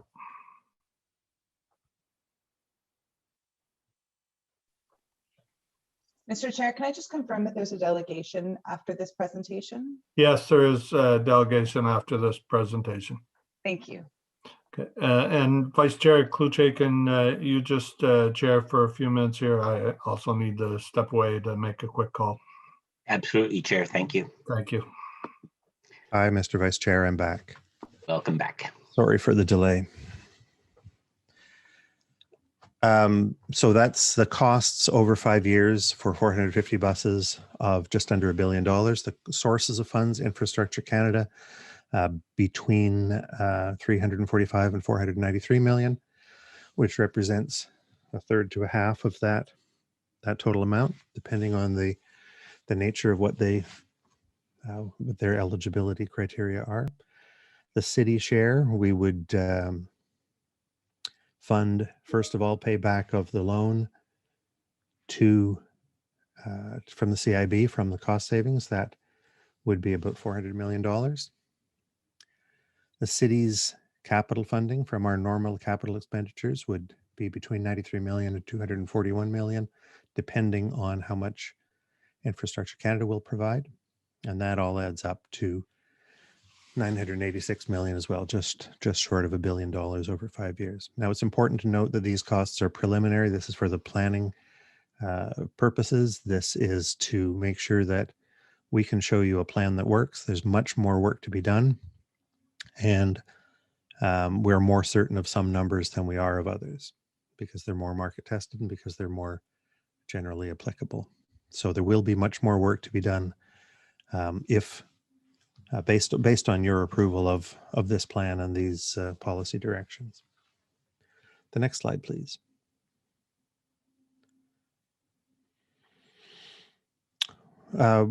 There's a lot of uncertainty, there's a lot of variability. So some of the risks are outlined here, risks that could come true and how we would be or have built mitigations into this plan, or would be building mitigations in the future. So I'll just scan these 9 or so. Under financial, we've got the risk that the operating savings are not actually achieved. We do expect that these buses are cheaper to maintain because there's fewer moving parts. We do expect that the energy costs are lower, but there is a risk that that will not be achieved. That we will cover in the CIB agreement. The CIB's direction from the federal government is that they are to take some risk on whether those operating savings actually occur. There's a risk of fluctuations in energy price, the relative price between electricity and diesel per, for us, it's per customer kilometer. Those could change. We'll be looking at that along with Hydro Ottawa on how to mitigate those, whether we prepay or other ways of mitigating fluctuations in energy price. There's a risk of increase in some of our costs, that they might come in more expensive than we're outlining here, and we will address those as much as possible in the funding agreements with the CIB and Infrastructure Canada so that there's a sharing of that risk. There is always the risk of change in federal policy direction. And if that occurs, we would report back to you with recommendations to get your direction. But at the moment, the federal agencies that we're talking to, the CIB and Infrastructure Canada, are indicating that the next 5 years from 2022 to 2027 are solid from their point of view. The federal funding stacking rules, that's the rules that the federal government has to limit their contribution through all sorts of grants. They set rules so that what's coming from gas taxes, what's coming from grants, what's coming from CIB loans can only add up to a certain fraction of the total. That will form part of our conditions. If those stacking rules were to change and become make this unaffordable, we would advise you that this was no longer a feasible way to go. So that's part of the discussions. That's a very important part of the discussions with the CIB and Infrastructure Canada. On the operational side, there's a risk that the bus reliability will be unsatisfactory. We will work, and the CIB will work alongside us to address that in the procurement of the buses and make sure that we get an appropriate warranty from the manufacturers. There's the risk that the bus range would be too short, that the buses won't provide the range that we need them to. We can manage that for the early years, certainly by keeping the initial buses to the work blocks of an appropriate length.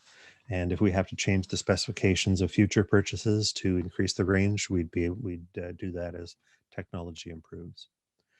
There's the risk that the bus life, there's always a risk that the bus life does not achieve its full 15-year cycle. We'll make sure we cover that in the long-term warranty with the manufacturer and also in the agreement with the CIB. There's a risk of power outages. And it's necessary, of course, that the transit system continue to run even if the electricity is out. And so a backup generator on site to charge the buses is a part of this plan. The next slide, please. So at the end of all this, there are benefits, and you know these benefits well. They're laid out in the city's climate change master plan. There'd be no pollution from the buses. There'd be no greenhouse gas emissions coming from the buses, except for that small diesel heater used on cold days.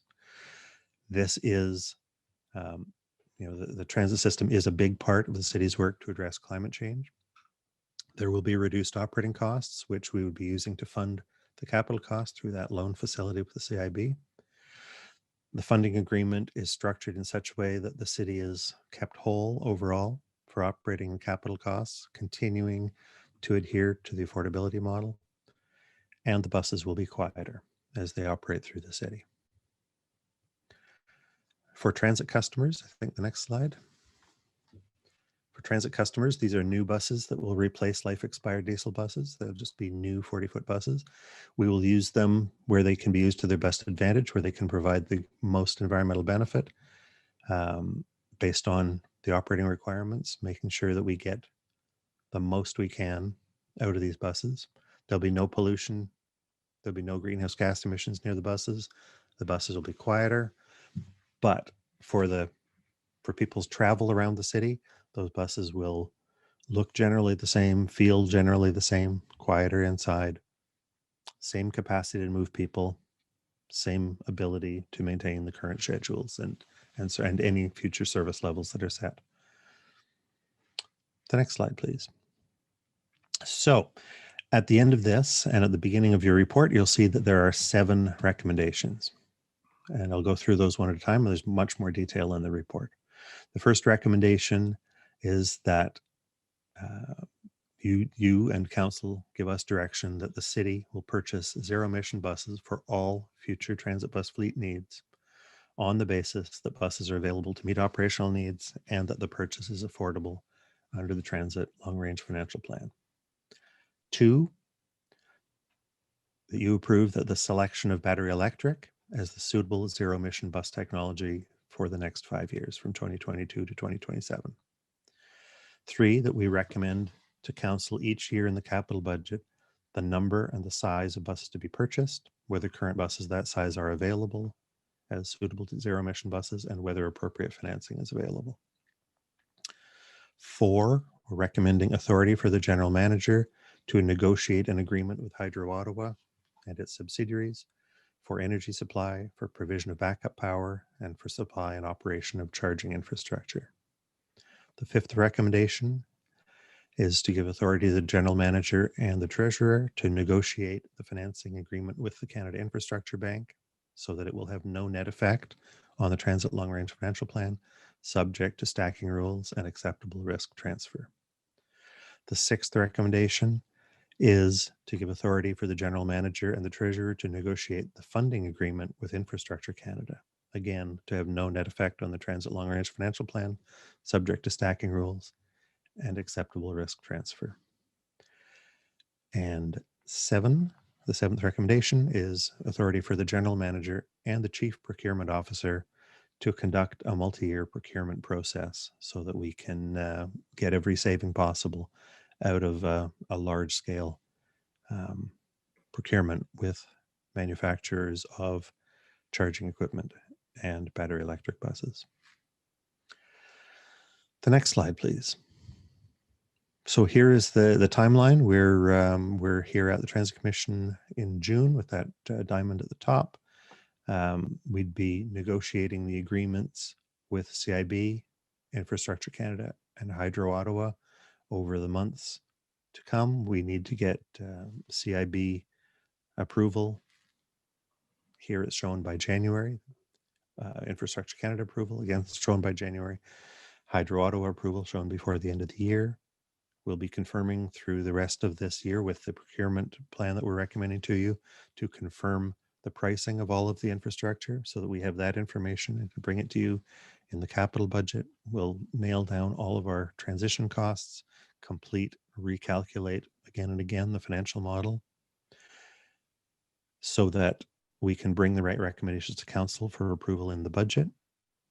And then we can proceed to financial close of the financial agreements, the landing agreement and the funding agreement with CIB and Infrastructure Canada. And then we can place the orders for the buses early in 2022 so that they can come as early as possible and replace the life expired 40-foot buses and go into service. The next slide, please. Oh, and we've come to the end. Thank you very much. And we'll be happy to answer any questions. Thank you. Thank you, Mr. Scrimger. And okay, I see we have 2 questions. Councillor Fleury. Chair, I think if you I have may, delegations, Mr. Chair. Oh, sorry. Thank you. Yes, we have a delegation. Sorry, my apologies. And I believe it's Raymond Laurie from the Electric Vehicle Council of Ontario. Is he there, Eric? Yeah, I'm there. Okay, go ahead, Raymond, whenever you're ready. So Eric, can you please put the presentation up? yes, one moment, please.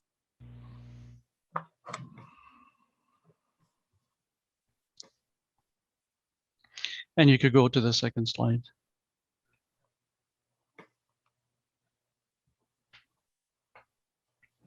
So while Eric is doing that, I'll just cover the second slide.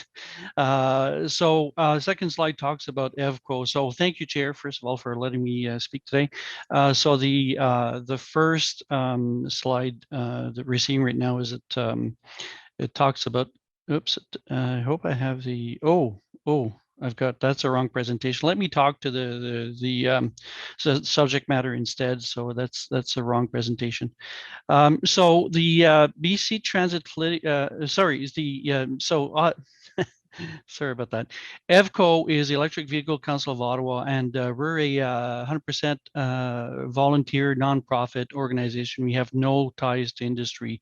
So what So what we are looking at is accelerating the electrification of the transportation system. And the second slide, which I wish you could see, is actually a congratulations to staff. We are very pleased with the report, very pleased with the presentation that Mr. Scrimger just made. It mirrors essentially the recommendations that we've been advocating for over the last few years. And it will allow OC Transpo to reduce GHGs by 125,000 tons per year by the time that we're done with the transition to electric buses. And this will allow the city to save money and also do what's best for the planet, which is to reduce greenhouse gases and also reduce other types of pollutants that cause health issues. So just a couple of things about the report that we want to review. So in particular, there's a mention about reviewing technologies, available technologies in 2026.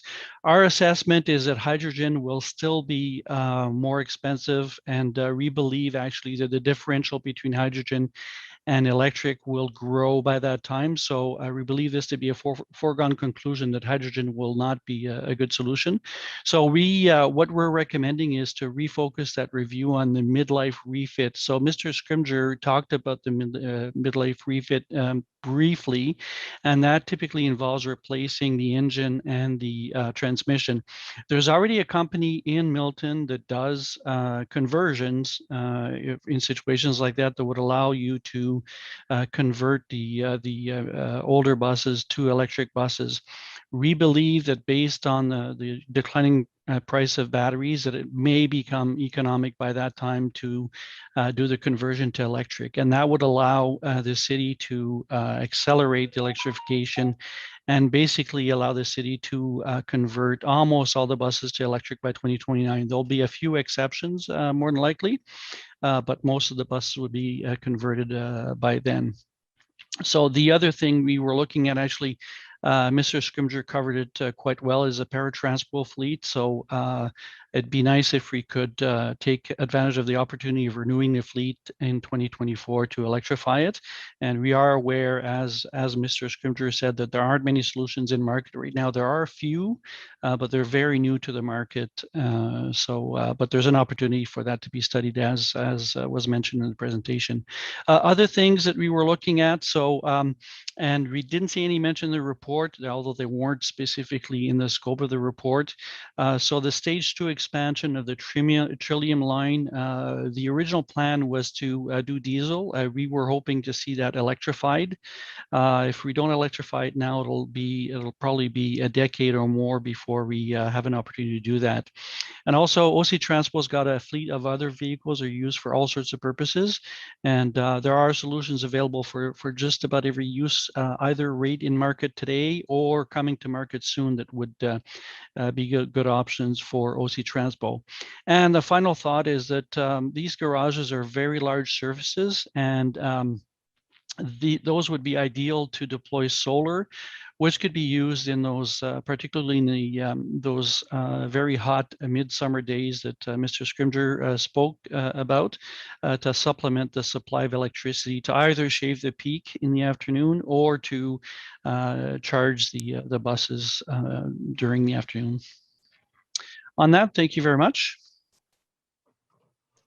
Thank you, Mr. Laurie, for your presentation. The councillors with their hands up, is this questions for the delegation? No.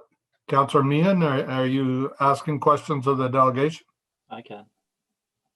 I had a question to the delegation, Chair, if nobody else does. Okay. Go ahead then, Councillor McKenna. Okay, thank you.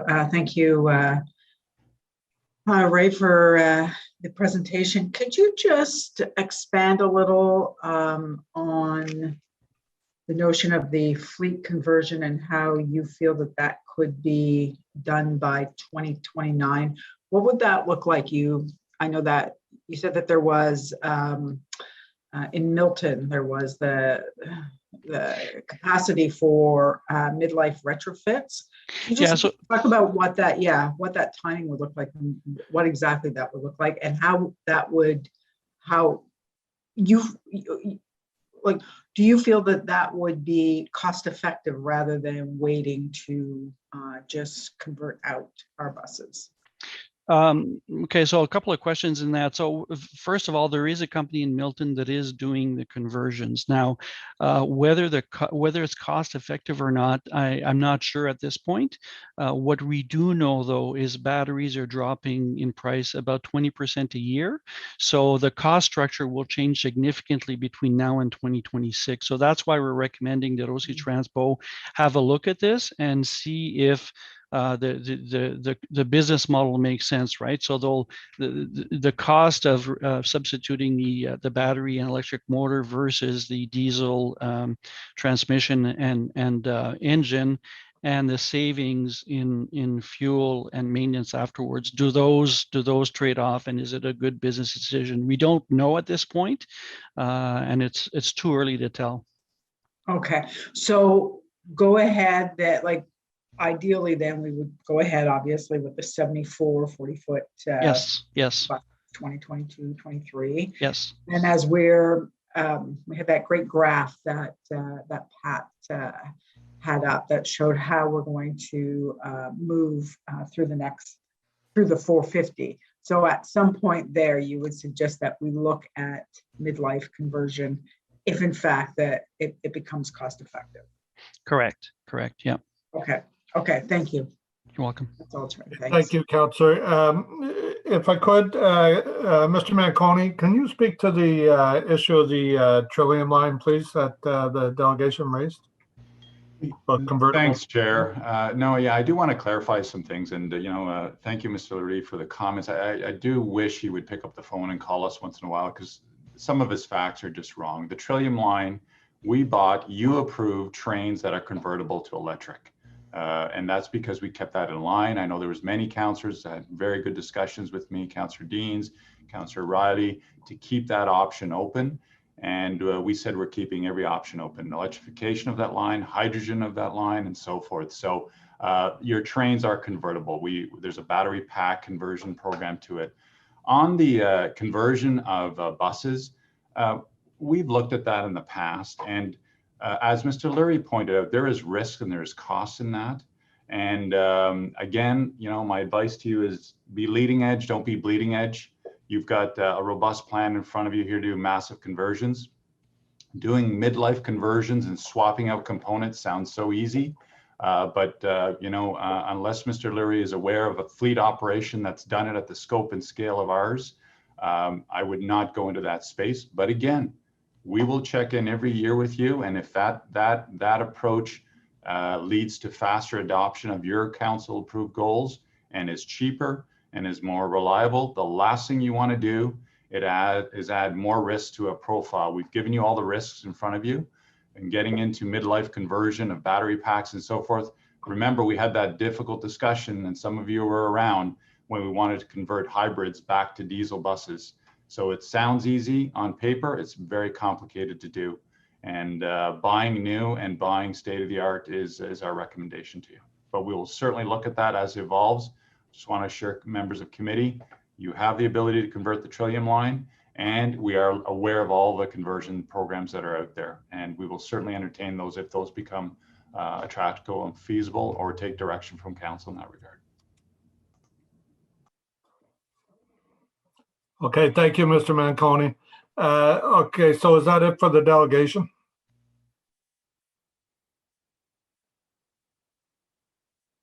Okay. All right, thank you. Thank you very much for coming out today. We appreciate your participation. Okay, going to questions of staff now. So we go to commission members first, and I believe Councillor Kavanagh was the first commission member. Thank you, Mr. Chair. And I'm sure everybody's going to have tons of questions on this. It's a pretty exciting project, and I want to say thank you for making this initiative. I know this is something that we have been asking for as council, and certainly those of us on the climate change committee that works together, a sponsorship group, pardon me. But there are people out there that have concerns about cost. These are very expensive buses, and they had some questions. So I wanted to bring them forward on behalf of residents in terms of the ongoing costs, and that is the replacement of batteries versus gas. There was concern that one would be that it would actually be higher in the long term. So I'm wondering if you have any information on that, and how much does it cost to dispose of batteries? Another question. So I want to make sure we have all the information for the public. Mr. Chair, I have some information on these points. So on the current advice from the manufacturers is that battery packs would need to be replaced once over the life of a bus. Total cost currently estimated at about $120,000, most of which is for the battery and a little bit for labor. That's factored into the life cycle recommendations that we have for you. Currently, the current estimate we have from one of the manufacturers is that the total cost for disposing of a battery at end of life is a little over $5,000. So it's it's an amount, but it's not an amount at the scale. It's not an amount that would change the recommendation here. Another point that we have, which may speak to some of the questions that the councillor has relayed, is the cost of energy. Our calculations right now at current diesel prices and current electricity prices is that the cost to charge the battery electric bus to do the same transportation work as a diesel bus, the energy cost will be about 40% of the current cost. Now that could change in future, but that's based on today's costs. So I hope those points will answer the councillor's questions. If there's more detail than that the councillor is looking for, we can do more research. That's very helpful. I guess they were looking for numbers of one versus the other, batteries versus gas. So since that was raised, I wanted to make sure that people had that information so they can see that over the long term, it's meant to be a cost savings. So I appreciate that. A big part of the cost is in terms of the maintenance and retooling our shops and retraining staff and the ongoing cost of keeping these buses on the road. Can you give me an idea of what it would cost to refit one of our maintenance facilities versus do we need a whole new building? Is it necessary to just start from scratch because it's so different? Chair, the transition costs are on that slide, and a chunk of that, and I'll ask Pat to comment if he's got it broken down on those pieces, are there. On the facility piece, we chose Saint Laurent strategically because we can fit it up and we know Saint Laurent is staying in the long term. As we move through the fleet, there'll be other opportunities to review other garages. Councillor Kavanagh, you and I have been having some discussions about the West End garage, which we all know one day that will have to be moved. It's right next to an LRT station and so forth. That gives us an opportunity, and that's why this plan works in that it's a dynamic plan. Where we're storing buses externally, such as Indy, we will probably move to canopies or some sort of shelter for those buses for winter operations. So those are some of the transition piece. And then as you've touched on retraining and retooling, so you're going from wrenches to a lot of screwdrivers and electrical maintenance things. Those are all covered in the transition piece. And again, the secret sauce to this whole arrangement is when Infrastructure Canada said they would fund transition costs, those were an important piece to the puzzle, and that includes facility fit-ups. Okay, thank you very much. I appreciate that you raised that point about the West End. So another thing that people are going to raise, and I'm just going to say it because this is what people say, is, well, if we're going to zero emissions with buses, why did we put in a train system? Why did we spend all that money on a train system? And I know the answers, but I want to hear it out. Pat. Sure. I could talk for a day about this. Don't take a day. No, I won't take a day. But the council decision in the program to build the O train and expand the O train accomplishes accomplishes so many other things. Emission reduction is one of them. Support for the city growing beyond its current level is another one. Removing the, removing the constraints that we had where the roads couldn't handle the buses for all of the growth that the city would like to have in the future. Changing the dynamic of how downtown streets work. Giving those curb lanes and those sidewalks back to purposes other than transportation. Providing a reliable transit service, avoiding all the bottlenecks on the road network that buses have been operating through, even with the transitway. There's so many things that the O-Train huge program accomplishes with its multi-billion dollars, and emission reduction is one of them. And moving to an electric bus fleet is a way of completing more of the job on the emissions side and on the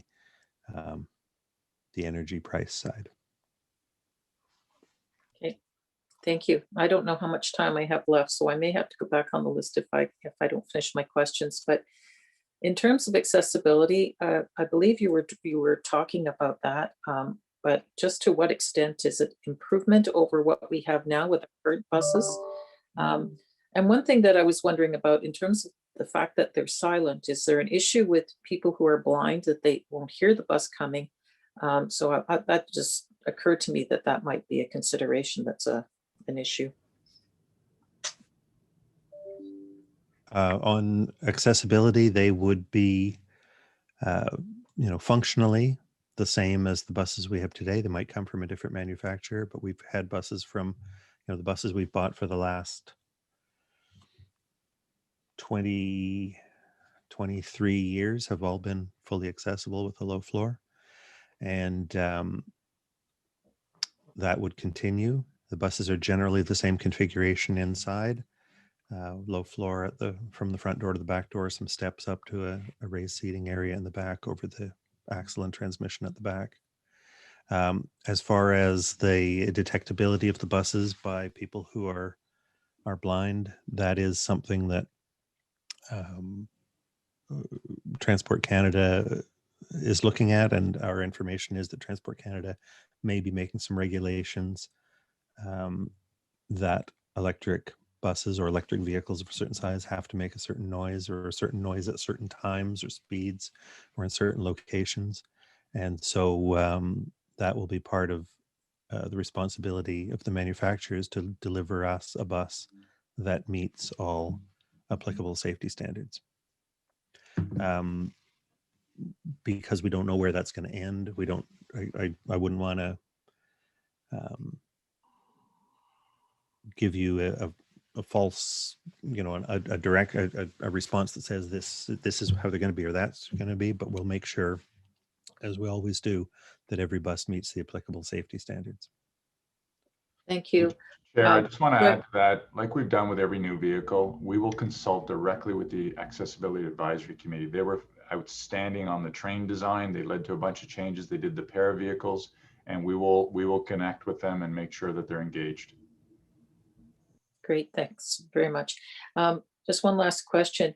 In terms of costs, this is hopefully in the long term cost saving, but I just want to make sure that we're not passing on the costs to the transit riders, that we're not going to have any have to deal with any hikes, because that's one of the concerns that I have is for transit riders, that we want them to use the system, and we may turn them off if we will turn them off if we raise the prices. So I just want to have that you'll state that this is not the case, that we're not going to increase costs for transit riders.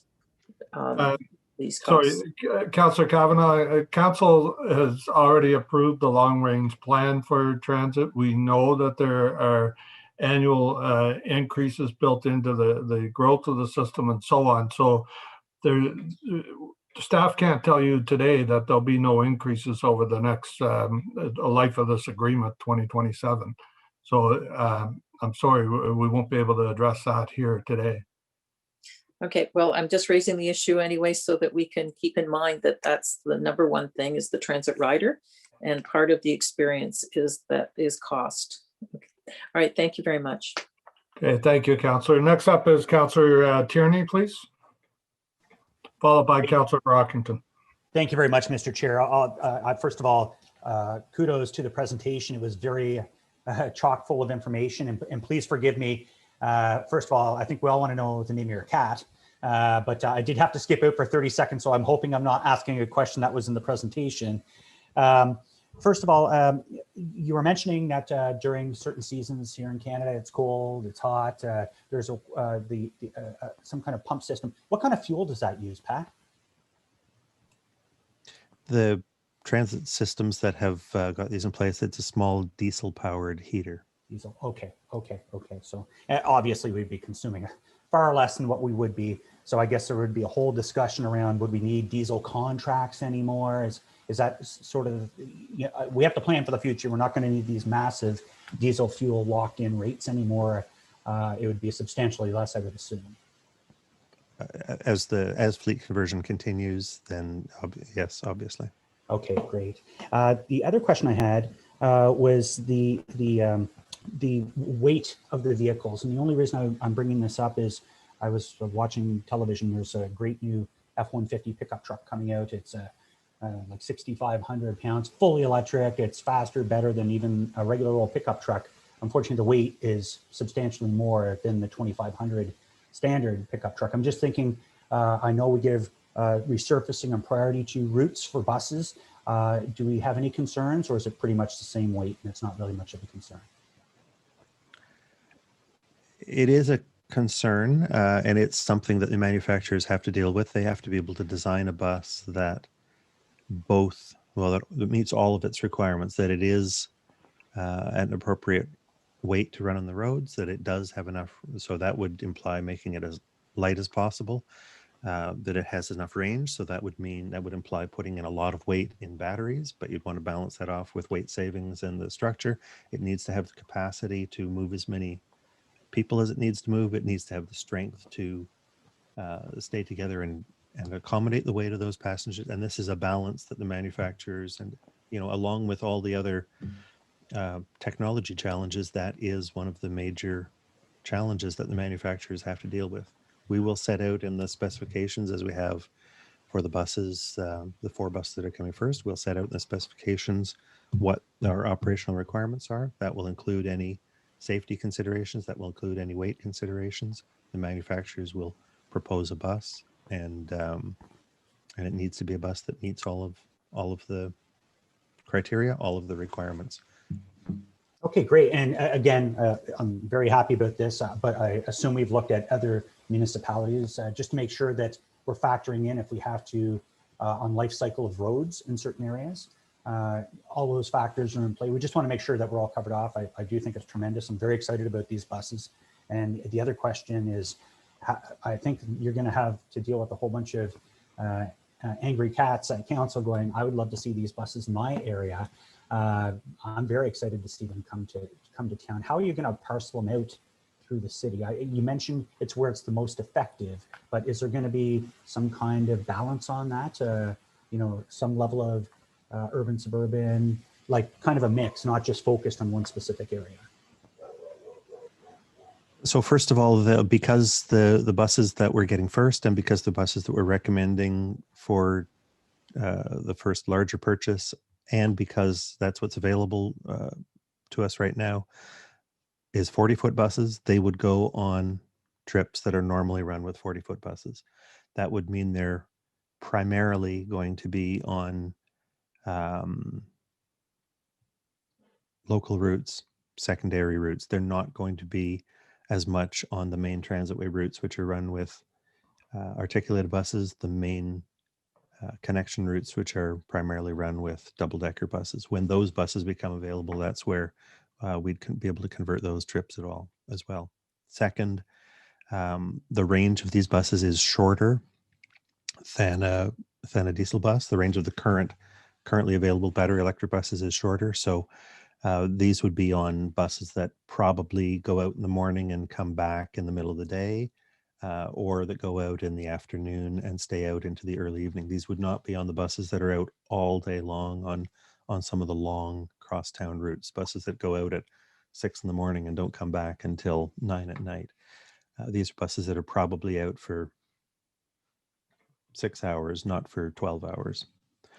That will mean that they will probably be on routes that are closer to the garage, so we don't have the operating cost of bringing them back. And because the garage is fairly centrally located, those buses will be all across the city, but they will probably end up more on the east side of Bank Street than west of Merivale. But they'll be everywhere. They'll be on crosstown routes. They will show up in all parts of the city. Currently, we think that in order to get the best advantage out of them, what we will do is we'll put them on the longest work blocks that are under their maximum range. If we went over the maximum range, they wouldn't be feasible to do it. We'd have to tow them back. If we go too far under that range, then we're not getting the best advantage out of them at all. We put them on just short blocks that are going out to do a couple of trips in the morning, like a school trip or two. So we'll be putting them on the longer blocks that are just under their feasible range. As we, they come with a range quoted, but we'll see what that range actually is, and we'll keep pushing it. Can we drive them longer? What kind of charge are they coming back with? How close can we go to, as we all how we manage our phones through the day? How close to zero are we willing to go before we plug in the phone to recharge? That kind of concept we'll learn, and at 78, the first 70, the 4 plus the next 74, if that's the number we purchase, that'll be about one of every 4 40-foot buses in the fleet. Great. And super quick on that, Pat, I love your phone analogy. It's great. And if I missed it, please forgive me. If a bus dies en route, is there like a remote charging thing that goes out and quick charges it to get it back to the station, or is it like a tow thing? It's these, we can't plug them in to a wall plug or a supply that's coming in from a bus shelter or something. They would, we need to get them back to the garage to be charged properly. So okay. if they die on the street, which we would be seeking to avoid, they'd have to be towed back in. I drive my car right down to the needle, right on the empty, so I get it all the time. Anyway, terrific presentation. Still want to know the name of the cat. This is really good stuff, and thank you very much, Mr. Chair. Okay, thank you, Councillor Tierney. Next up is Councillor Brockington. Thank you, Chair. Just start off with a question for Mr. Manconi, if I can, to help me better understand, sir, your mindset. A few years ago, I think it's fair to say you weren't overly warm and fuzzy with the e-bus idea. We cautiously embraced a 4-bus pilot, which I think was certainly the right thing to do, and was eager to get those results. Today, we have a massive recommendation to ensure that we pivot and all buses purchased going forward are e-bus. So is it not wise to get results? You enumerate a number of risks. You've articulated this a few times. Is it not wise to get the results of the pilot in Ottawa, Winter City, large geography, study that before we entertain these types of heavy duty recommendations? Help me understand your thinking. Yeah, no, I appreciate the question. So if you recall, my response was consistent in that there was people out there saying, just go out and buy electric buses and they'll pay for themselves. They do not pay for themselves without the financial backing of what the CIB has done and what Infrastructure Canada has done. And the numbers in the 40-page report speaks to that. What everybody was talking about was buy electric bus, you save a bunch of diesel, and you can plow that back. Well, many of those people didn't operate 1,000 bus fleets. Many of those people didn't understand the transition costs of taking a diesel mechanic and retraining her or him to fix those vehicles. And many people didn't understand the complexity of charging infrastructure, which that market has exploded exponentially in Canada and the US. And watch what happens with the Biden administration, $1 trillion bill on infrastructure spending. the market is going to just basically take off. The risks at the time, even 2 years ago, was long range. Long range 40-foot buses are proven. They're proven in cold weather. They're proven in our weather. The diesel heater that we just spoke about, that's a check in the box. And the pieces of the puzzle came together from the financial piece, from CIB, which the fine print on that deal is very important. It says, and Wendy can attest to this, we normally don't go get third-party loans because we can get better rates. It says if the savings don't come back, you don't have to pay us back the loan. And so that is that de-risking of that piece of it, and Infrastructure Canada funding the transition costs, which are very, very significant. And then the other piece, I have to thank Hydro Ottawa, because the model we've now put together, many agencies that are in the transportation business want to be transporters and they want to be in the energy business. I don't want to be in the energy business. You own a strategic partner with amazing, talented people that know this business inside out. And Bryce, coined a phrase, and I love it. I've been using it. We're going with the Netflix model in this big bus arrangement. We drive the buses, we plug them in and maintain them. Hydro Ottawa maintains, the other portions of the infrastructure, which is very, very complicated. Things came together very quickly on the financial.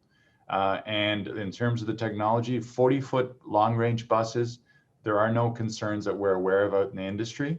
And all the other announcements that you've heard out there about moving their fleets to a certain state didn't have this robust plan behind it. And I know that many other municipalities, since we've tabled our report, are calling us and asking for our advice as to how we did it. It's because we got great partnerships, we got talented people, you have a great hydro authority, which is the envy of many, and we're leveraging all those assets. And you had a strategic direction that you wanted us to aim for. What are the concerns going forward? It's what we've articulated in the report. And also, does the technology keep up? There's a double-decker bus right now in California that New Flyer will lend to us hopefully at the end of this year, that's being tested.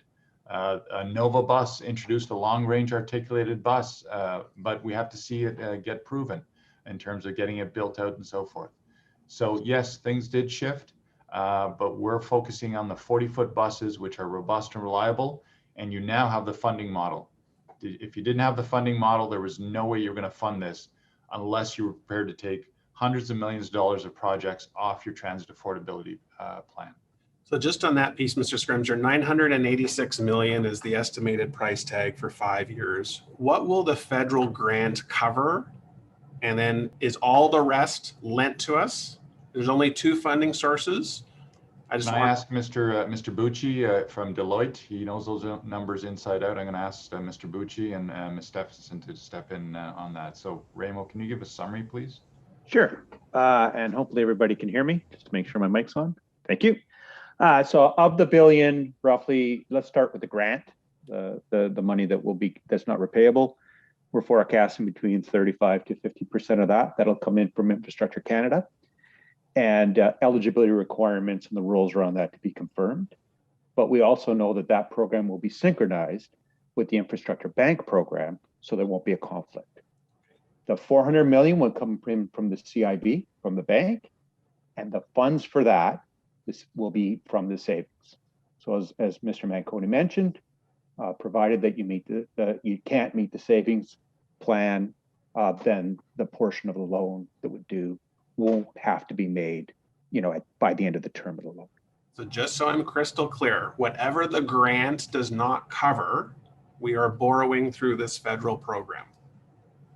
And then the third component would be the portion that the city's contributing from your affordability plan, which would be the difference of the 400 million from the CIB and the 35 to 50% from Infrastructure Canada.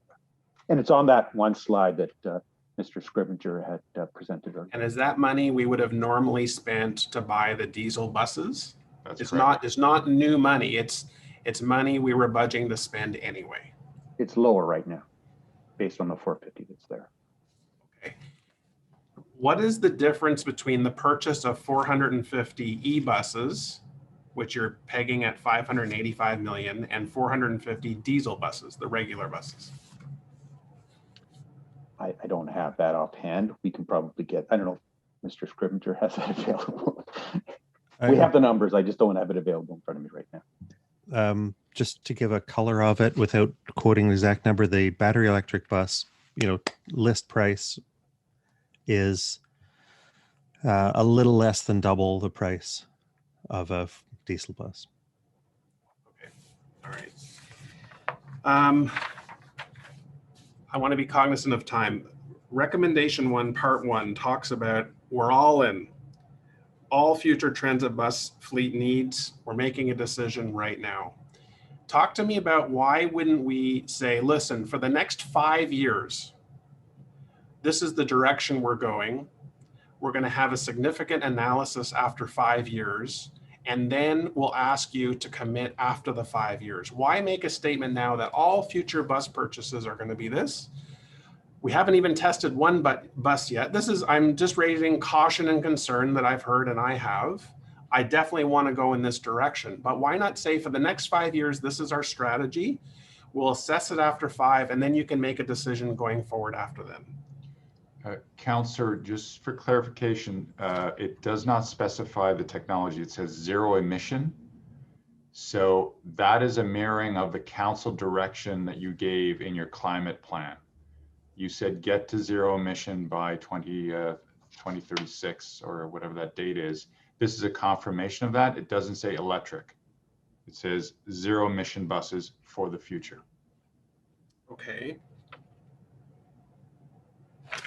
All right, I may have to come back to that one. Items 5 and 6 talk about the delegated authority to use or the GM, and in the other one, I think the city treasurer. This is about negotiating the long-term financing agreement. Part 5 and part 6 is the funding agreement with Infrastructure Canada. Why not come back to the Transit Commission and say, look, we've negotiated the terms of this agreement. We want to go through it with you. We still don't know what percentage of the grant is. We don't know the terms of that loan. Again, I would feel very comfortable having a review of here's what we've negotiated. We're ready to sign. Here's why this is good for the city of Ottawa, and seek that endorsement at that time. It's $1 billion. Why not come back and provide that review before we sign the agreements? Councillor, actually, that's a very good point, and we will do that. If I could just bring up slide 31, please, from the clerk. This is an important point.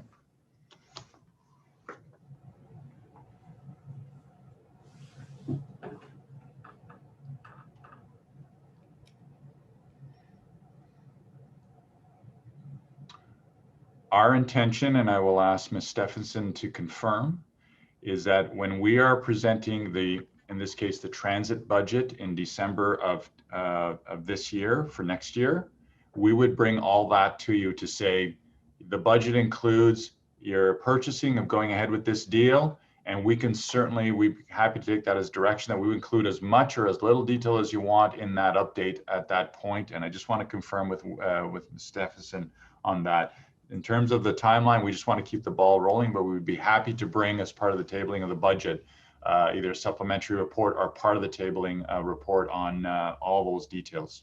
And of course, if things go sideways and we don't land some of the critical things like the stacking rules, and for those that aren't aware what that means is that's applying grants on top of grants. If those things go sideways on us and this deal comes apart, we can certainly notify you before then, but I'm happy to take direction that we will check in as part of our budget process.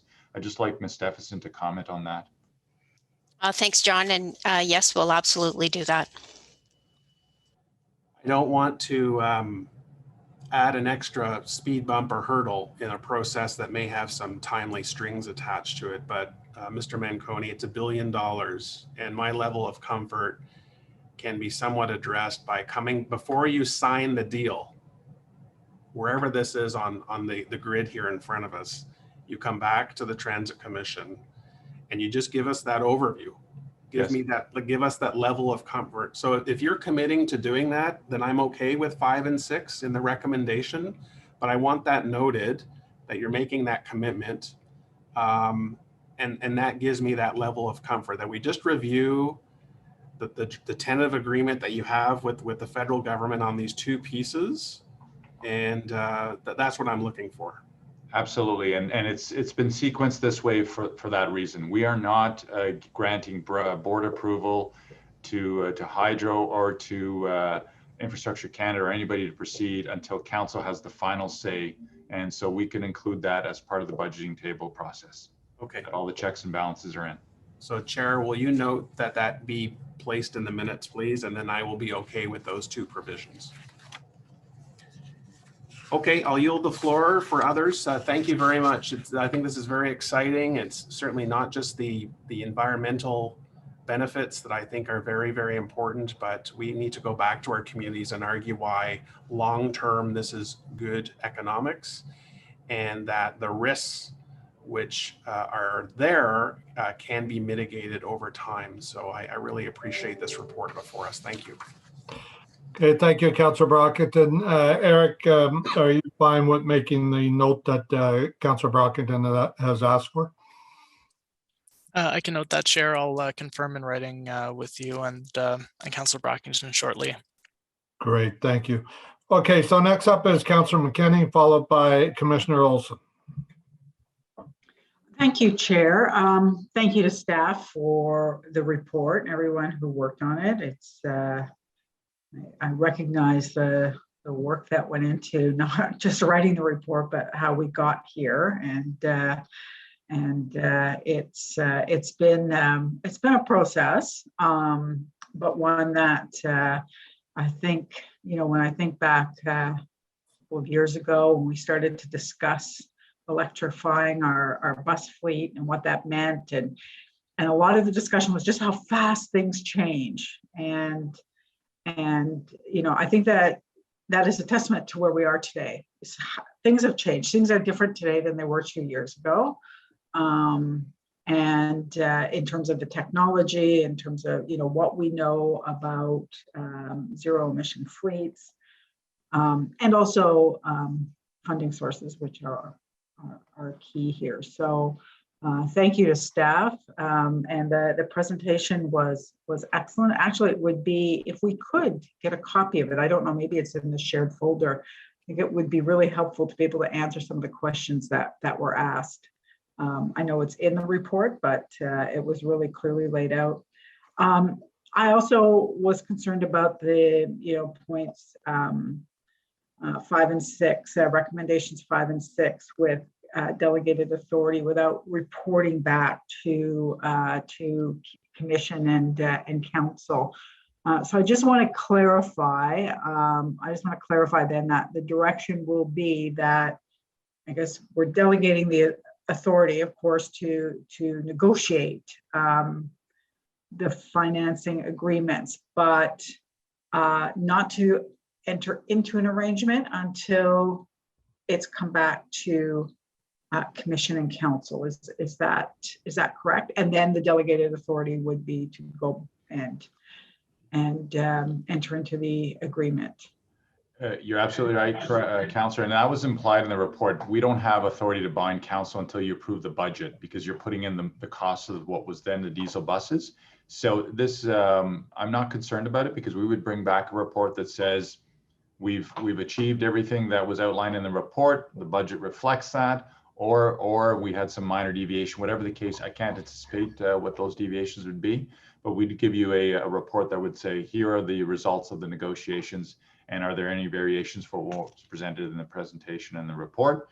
You would then approve that, and then it would rise for your budget approval, because it would be embedded in that. And we've been clear with the CIB and with Hydro and with Infrastructure Canada. Staff do not have the authority to bind anybody on this deal until you approve the 2022 budget. Okay, that's it. That provides me all of the clarity that I need, and the assurance that I think we need as a commission. Just two very quick questions. Well, one is more of a statement. I think that I worry about the review of technologies in just a few years from now. I just don't want this to be held up because we're off looking at things that don't really work. And when we have a known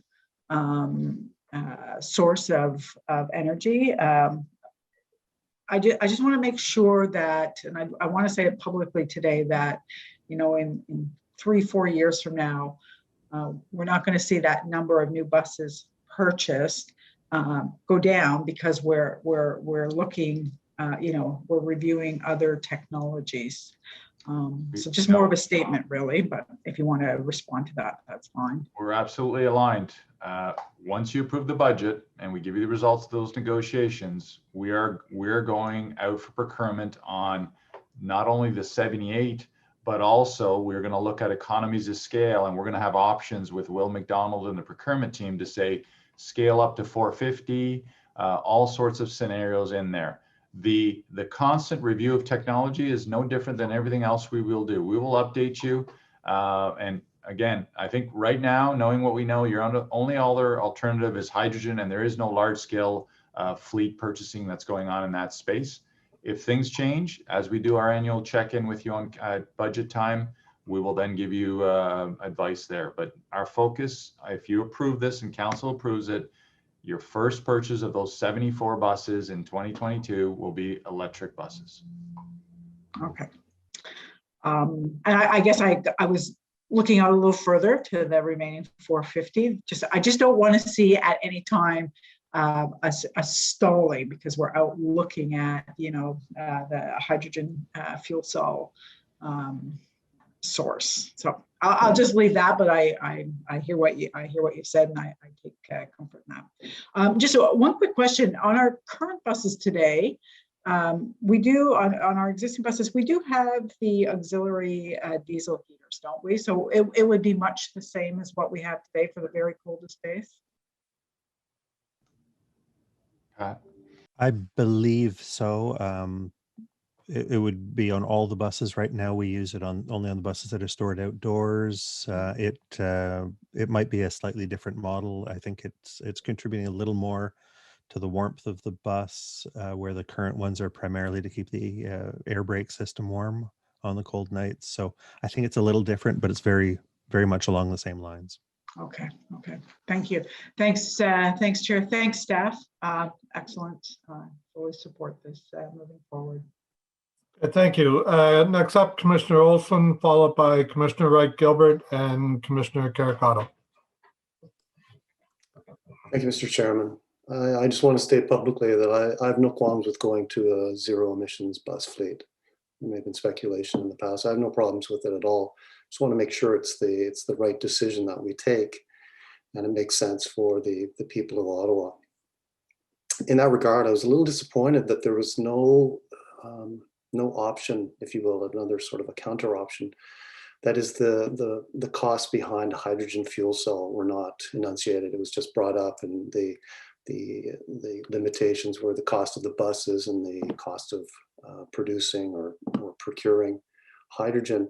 And Mr. Manconi or Mr. Scrimgeour, I just wonder if you could actually speak to the side-by-side comparison of the two.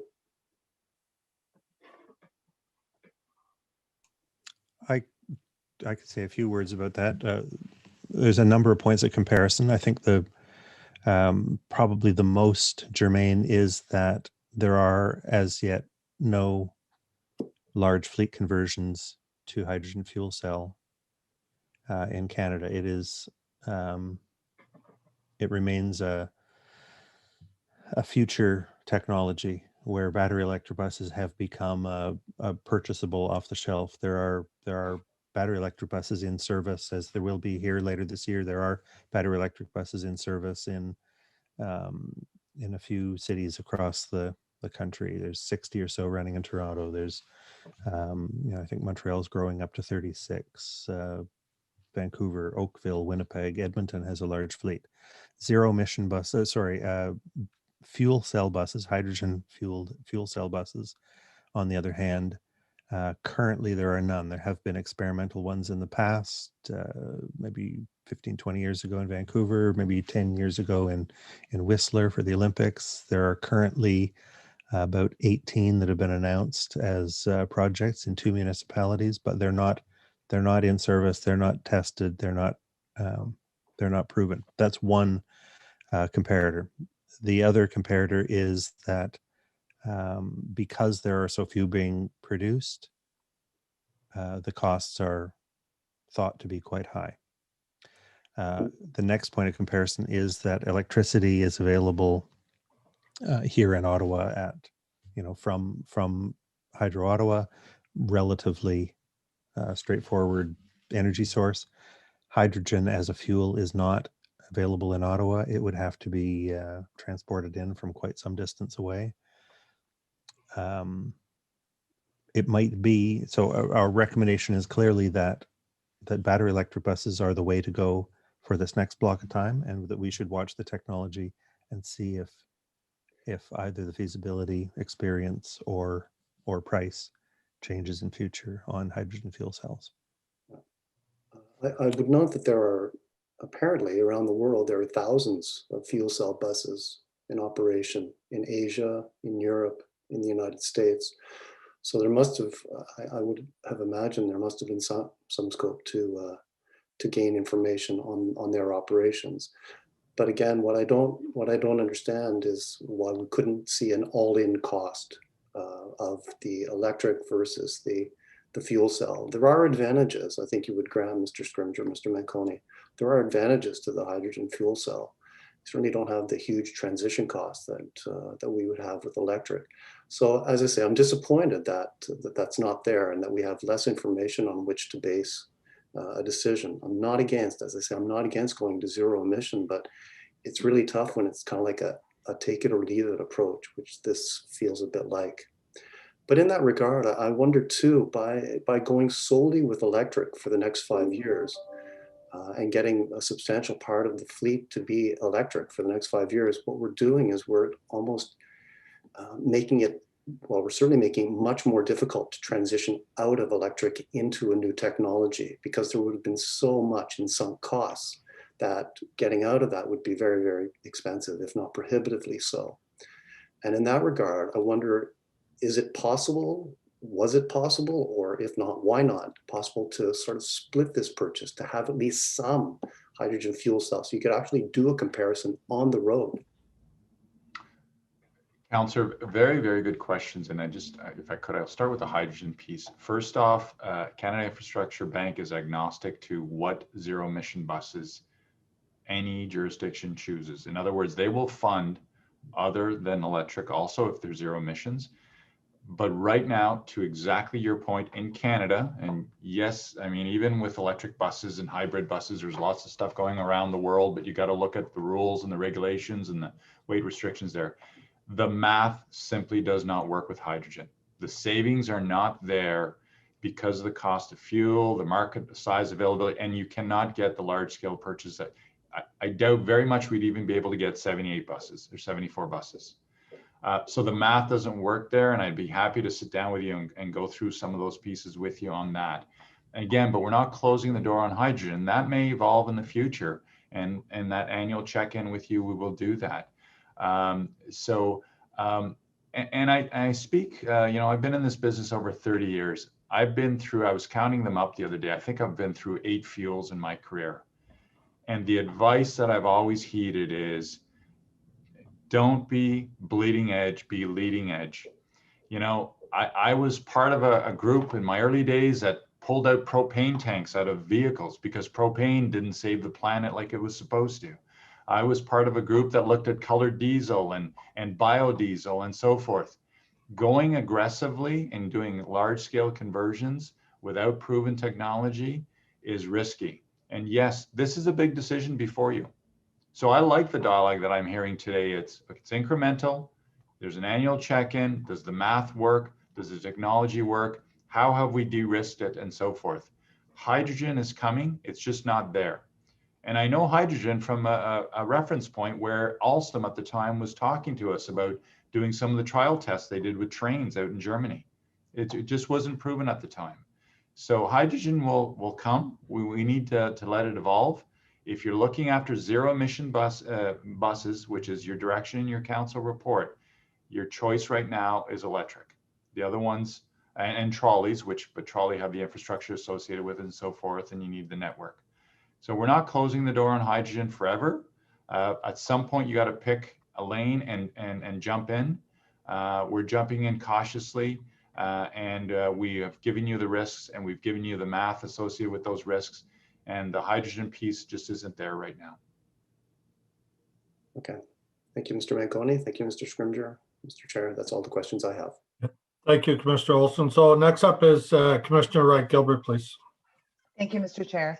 A lot of my questions have been asked already, so I'll make this really brief for once.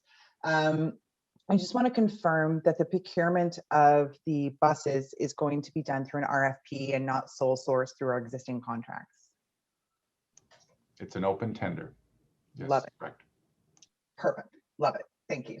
And my last question, I know, shocking.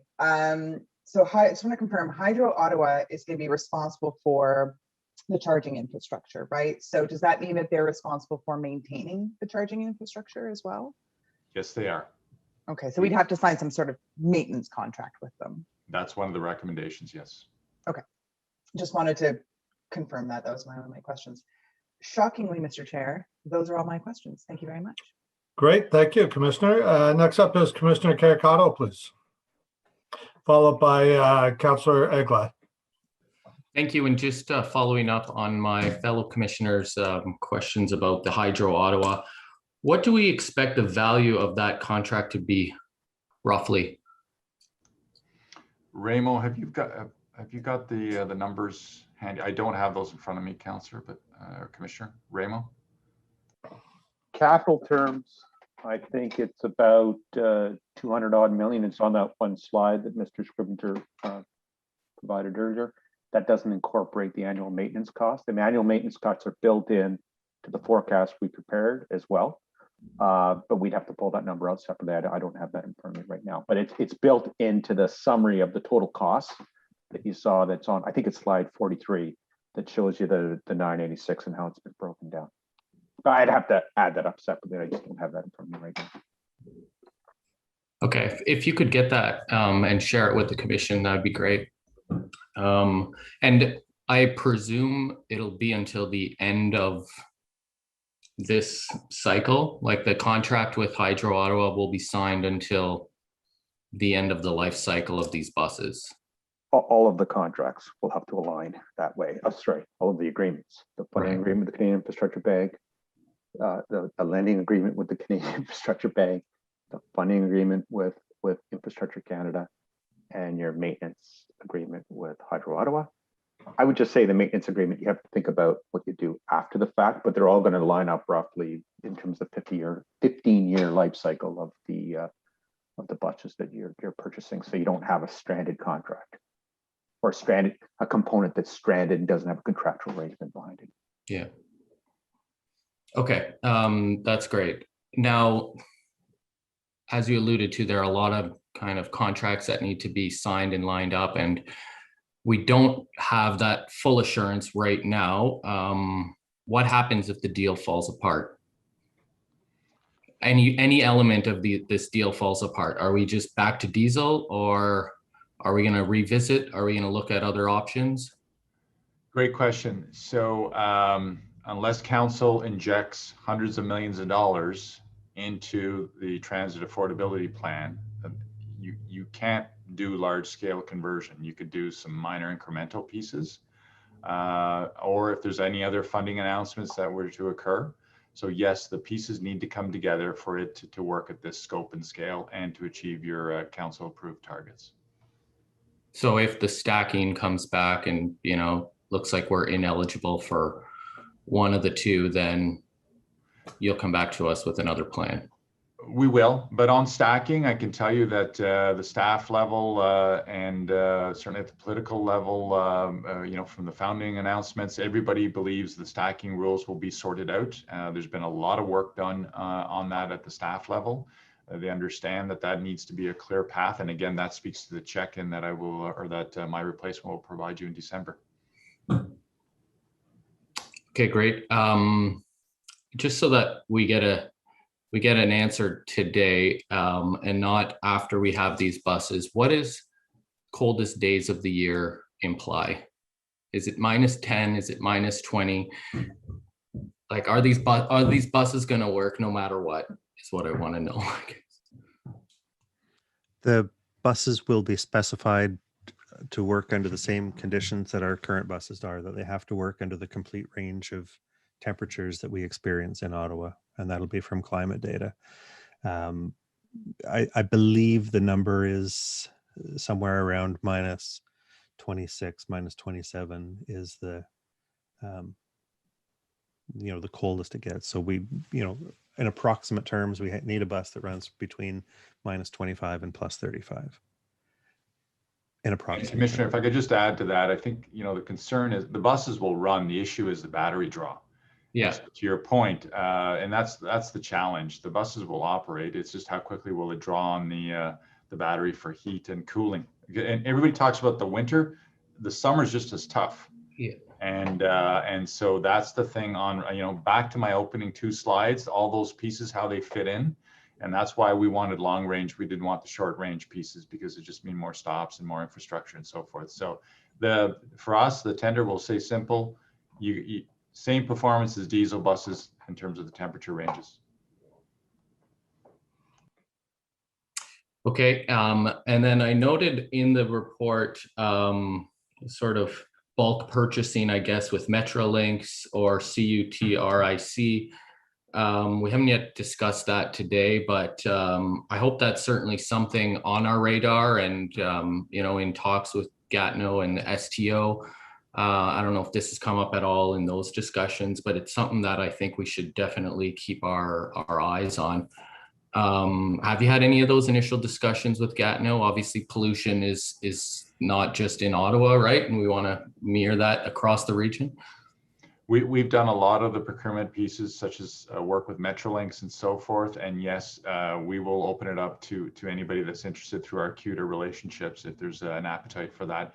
We are a little bit further ahead than others in terms of the scope and scale, and we will do some market sounding to hear what the industry says and recommends also. Excellent. Well, I'm really pleased to support this plan. Yeah, it's a great step for our city and country and making Ottawa the most green capital in the world. So yeah, good work.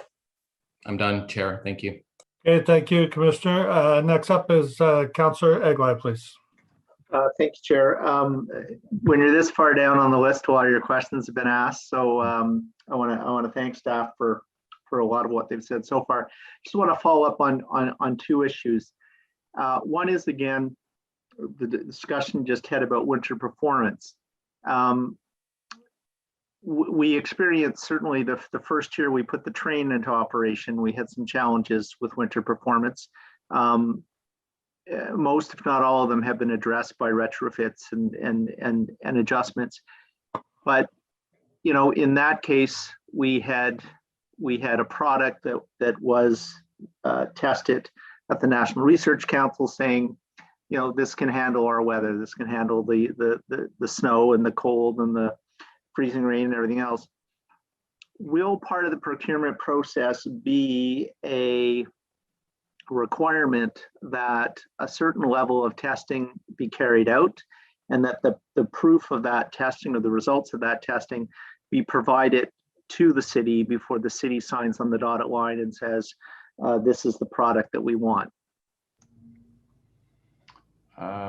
In summary, yes. I mean, that speaks to all the due diligence piece on the tendering piece. These buses do go through vigorous testing, and our focus is your focus in terms of year-round performance, and it goes even past just the performance. Okay, Josh.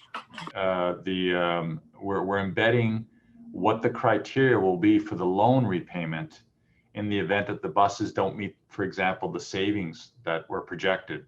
So it speaks to exactly this point about performance, savings, and so forth, because it is for 15 years. So the buses have to perform not just really well at the beginning, but throughout the 15 years, the battery replacement program, all those things. So when we talk about a lot of work being done between now and when we're in front of you at budget time, that's some of the due diligence piece that we're talking about.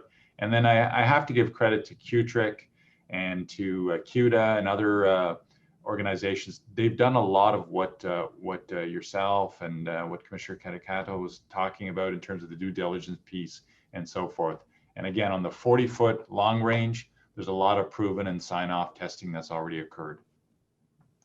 And the other quick follow-up is the discussion around hydrogen. Because John, you and I have discussed where we go with the bus fleet several times over the last number of years. And the sense then was you were a booster of hydrogen. You thought that was a good technology. This report is fair to say a pivot from that sort of approach or that sort of position. Heard you talk about cost. Are you satisfied that this is the right direction? Because as one of my colleagues pointed out, we didn't get a side-by-side comparison necessarily or an options sort of approach with the report. So are you satisfied that hydrogen is not the answer today, or for that matter any other kind of technology, but electric is where we should be going forward? And again, with that proviso that we can adjust as we go forward as long as we stay within the zero emission targets that we set for you. But are you comfortable, is staff comfortable that hydrogen at this juncture anyway is properly off the table? So it's not just a John Manconi question. It's to the team, experts from Hydro Ottawa, experts from CIB. By the way, CIB hired an independent firm to do an assessment before they rolled out their loan program. And it spoke to all of these questions about technologies, what zero emission is. I will repeat it again. I was on the call with CIB yesterday confirming that they are not agnostic to the technology. So if hydrogen evolves, and it starts to introduce itself in a reliable and cost comparable method, we will be before you talking about that in a structured fashion. So for now, based on all the inputs of financial experts, technical experts, the Dillon report that we did, yes, I am absolutely behind this recommendation. And I'll be candid, if it was not for CIB and Infrastructure Canada, I don't know how you achieve your council approved policy of getting to zero emission buses. And at some point you got to proceed, and we're proceeding in a caution structured fashion that aligns with all the principles we talked about in the report and the presentation. So absolutely behind the report. Everybody on this team is behind the report, and we're quite proud of it because we think it's actually a model for others to follow. Just one last question of clarification. So we've been in situations before where we've bought the product that we can afford or the product that we think is most reasonably priced, and we've had some issues arising from that. And again, in that comparison, are you satisfied that it's not just electric for cost, but it's electric for cost plus technology benefits or deficits that we would see with any other kind of model at this point? It's for all of it, yes. Okay, thanks very much. Appreciate that. Okay, next up is Councillor Menard, please.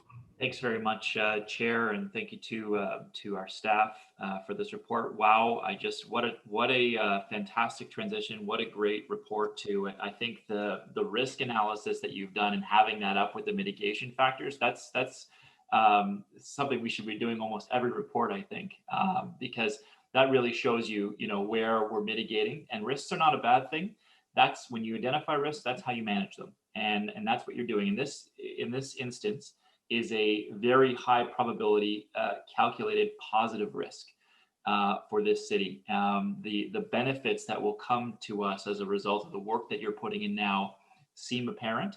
And just a huge congratulations to the staff team for all the work on this, because I know it has been a transition certainly, and the financial argument may not have been there previously, but with the federal government coming to the table, this makes sense. And, I think you can look at the TTC and what they're doing. They've got, I think it's 60 now, 60 or more electric buses on their roads. And they're also purchasing up another 300 to come in mid-20s, 2020s for them. And so we're going to be a leader, absolutely. But there has been other testing in North America that does show that this does seem to work well. The benefits beyond just the reduction in greenhouse gases are there as well. When you think about the savings on the fuel side, that will be there. The quieter technology on our urban streets and through our residences in both suburban and urban neighborhoods, that is a huge benefit as well. And the transition to this technology is not just not just I guess for Ottawa's own climate goals.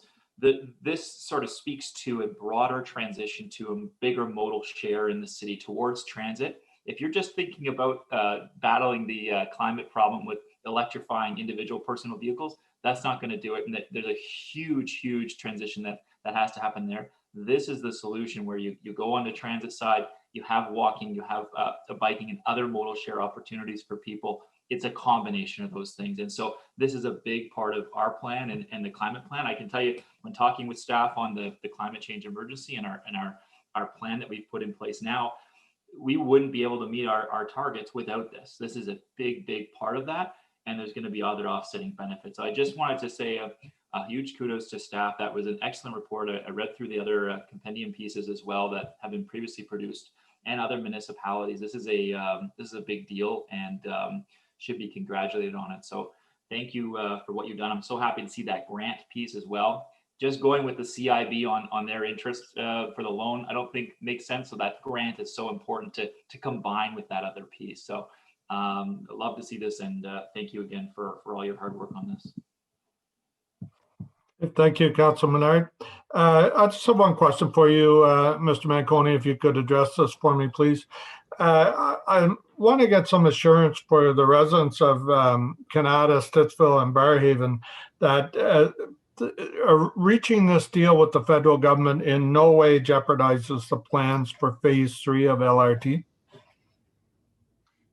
Chair, absolutely. So the beauty of this plan, because of the funding from our partners, is it keeps you whole. So we were very candid up front. What we had to contribute was the cost of diesel buses. We were not going to start mining into the transit affordability plan or any of the other capital account. So Wendy can confirm that, but you are kept whole in terms of your current transit affordability plan. Wendy, did you want to comment on that? Thanks, John. Yeah, that's absolutely correct. Councillor, we're living within the long-range financial plan. So basically what we have set aside in terms of that 30-year outlook for our investment today that we're putting in diesel, we will then put it towards electric buses. All the supplemental funds will come from the CIB as well as the grant to basically take care of that gap. And then if we have savings, we're paying back that loan through our savings. And as Mr. Manconi said, the only way we could do it was through this funding with the CIB and the Infrastructure Canada grant. Okay, thank you very much, both of you. Okay, so is this report received or approved? Carried, I guess. Carried. Carried. Okay, thank you. So now moving on to item number 4, the operating capital budget for Q1 Transit Commission. I believe Commissioner Wright-Gilbert held that.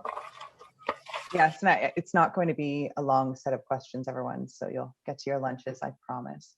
So I kind of want to understand the surplus, right? So there's a surplus, a result of the Safe Restart funding from the federal government. There's a surplus of, I think it's $3.138 million.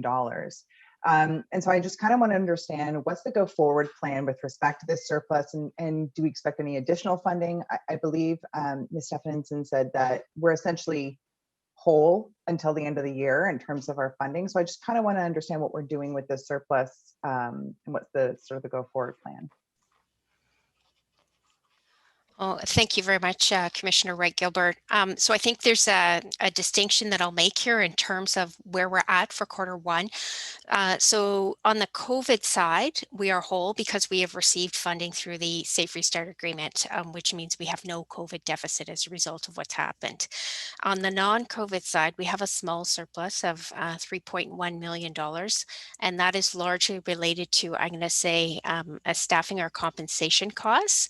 Our plan, as we always do, we will come back to you in Q2 with an outlook as to where we're at, and that outlook will include Q2 as well as year end. So I can't say at this point what's going to happen with that surplus, but as I had noted previously, when we had looked at our projection back in February in terms of having enough funding, there was a bit of a gap there, and then as things improve, we will be able to fill that gap ourselves. Thank you for clarifying that. money stuff is not my forte, so I always appreciate it when someone can sort of explain it to me in layman's terms.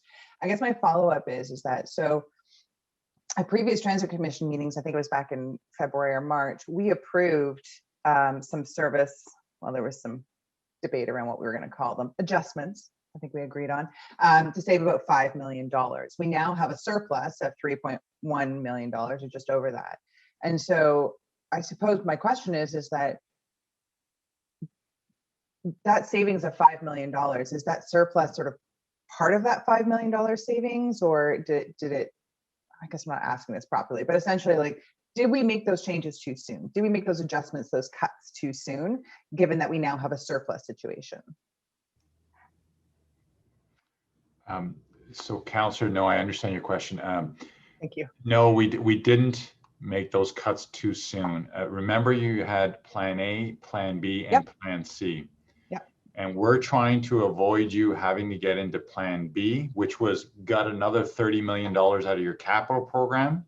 And you saw the importance of that today. And Plan C was the drastic, remember we brought you the criteria for deep, deep cuts. So the $3 million right now, that's staff taking care of every nickel and dime they can. The June changes, which are rolling out, you've seen the PSAs on that, get you $5 million in cost reductions. We have a long way to go to get to the end of the year because we don't know where ridership is going, right, in terms of all the changes. So it's conservative. It's absolutely the right move. And then what you have waiting in 2022 is that if ridership does not pick up, your $5 million gets annualized and it goes up to about $11 million. So we were trying to give you every tool to avoid massive, deep, deep cuts rather than these adjustments in June. So we think it's absolutely the right thing. We're pleased we're in a surplus. Again, the envy of many. You've done all that without massive cuts. Hopefully ridership picks up. And as we said in the report, if things turn quickly, I mean, when Ms. Stephenson and I talk weekly, if we see ridership accelerating and revenues catching up and we have to back off and add service, we can always add service in Q4. I doubt that's where we're going to be, but we also doubt we're going to have to do any more deep adjustments because we've been very cautious in our moves. I don't know if that answers the question. No, it does. And thank you for understanding my question, because I apparently lost the ability to speak the English language through part of it. So I appreciate you understanding and speaking, Sarah. So no, those are all my questions. I really just wanted to understand this surplus situation and was concerned that we'd made these cuts perhaps a bit too soon. But I feel comfortable with the path that we've taken. So thank you very much for that. Thank you, Mr. Chair. Great, thank you. So now, Commission, is that report received? Received. Thank you. Okay, next up is we have no in-camera items. Is there any notice of motions? No? Okay, any inquiries? We've received no written inquiries. Councilor McKinney? I have one, Chair, if you don't mind. Sorry for not sending it ahead. Okay. Yep, thank you. On June 4th, 2021, the city manager informed council that a recruitment process will begin for a new general manager of transit services department. Okay, Councilor McKinney, I'm just going to stop you right there. We're not dealing with that at the Transit Commission, as you know.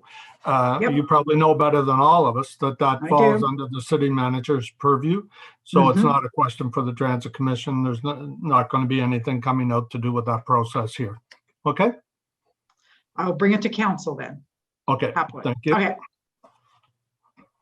Any other inquiries, folks? All right, no other business. The meeting's adjourned. If we can do a motion for adjournment, Vice Chair. That the proceedings of the Transit Commission meeting of June 16th, 2021 be adjourned. Great, thank you. Thank you, everybody. The next regular meeting will be scheduled for September 15th, 2021, and the media availability will start at 12:45 in 15 minutes. Thank you. Thank you.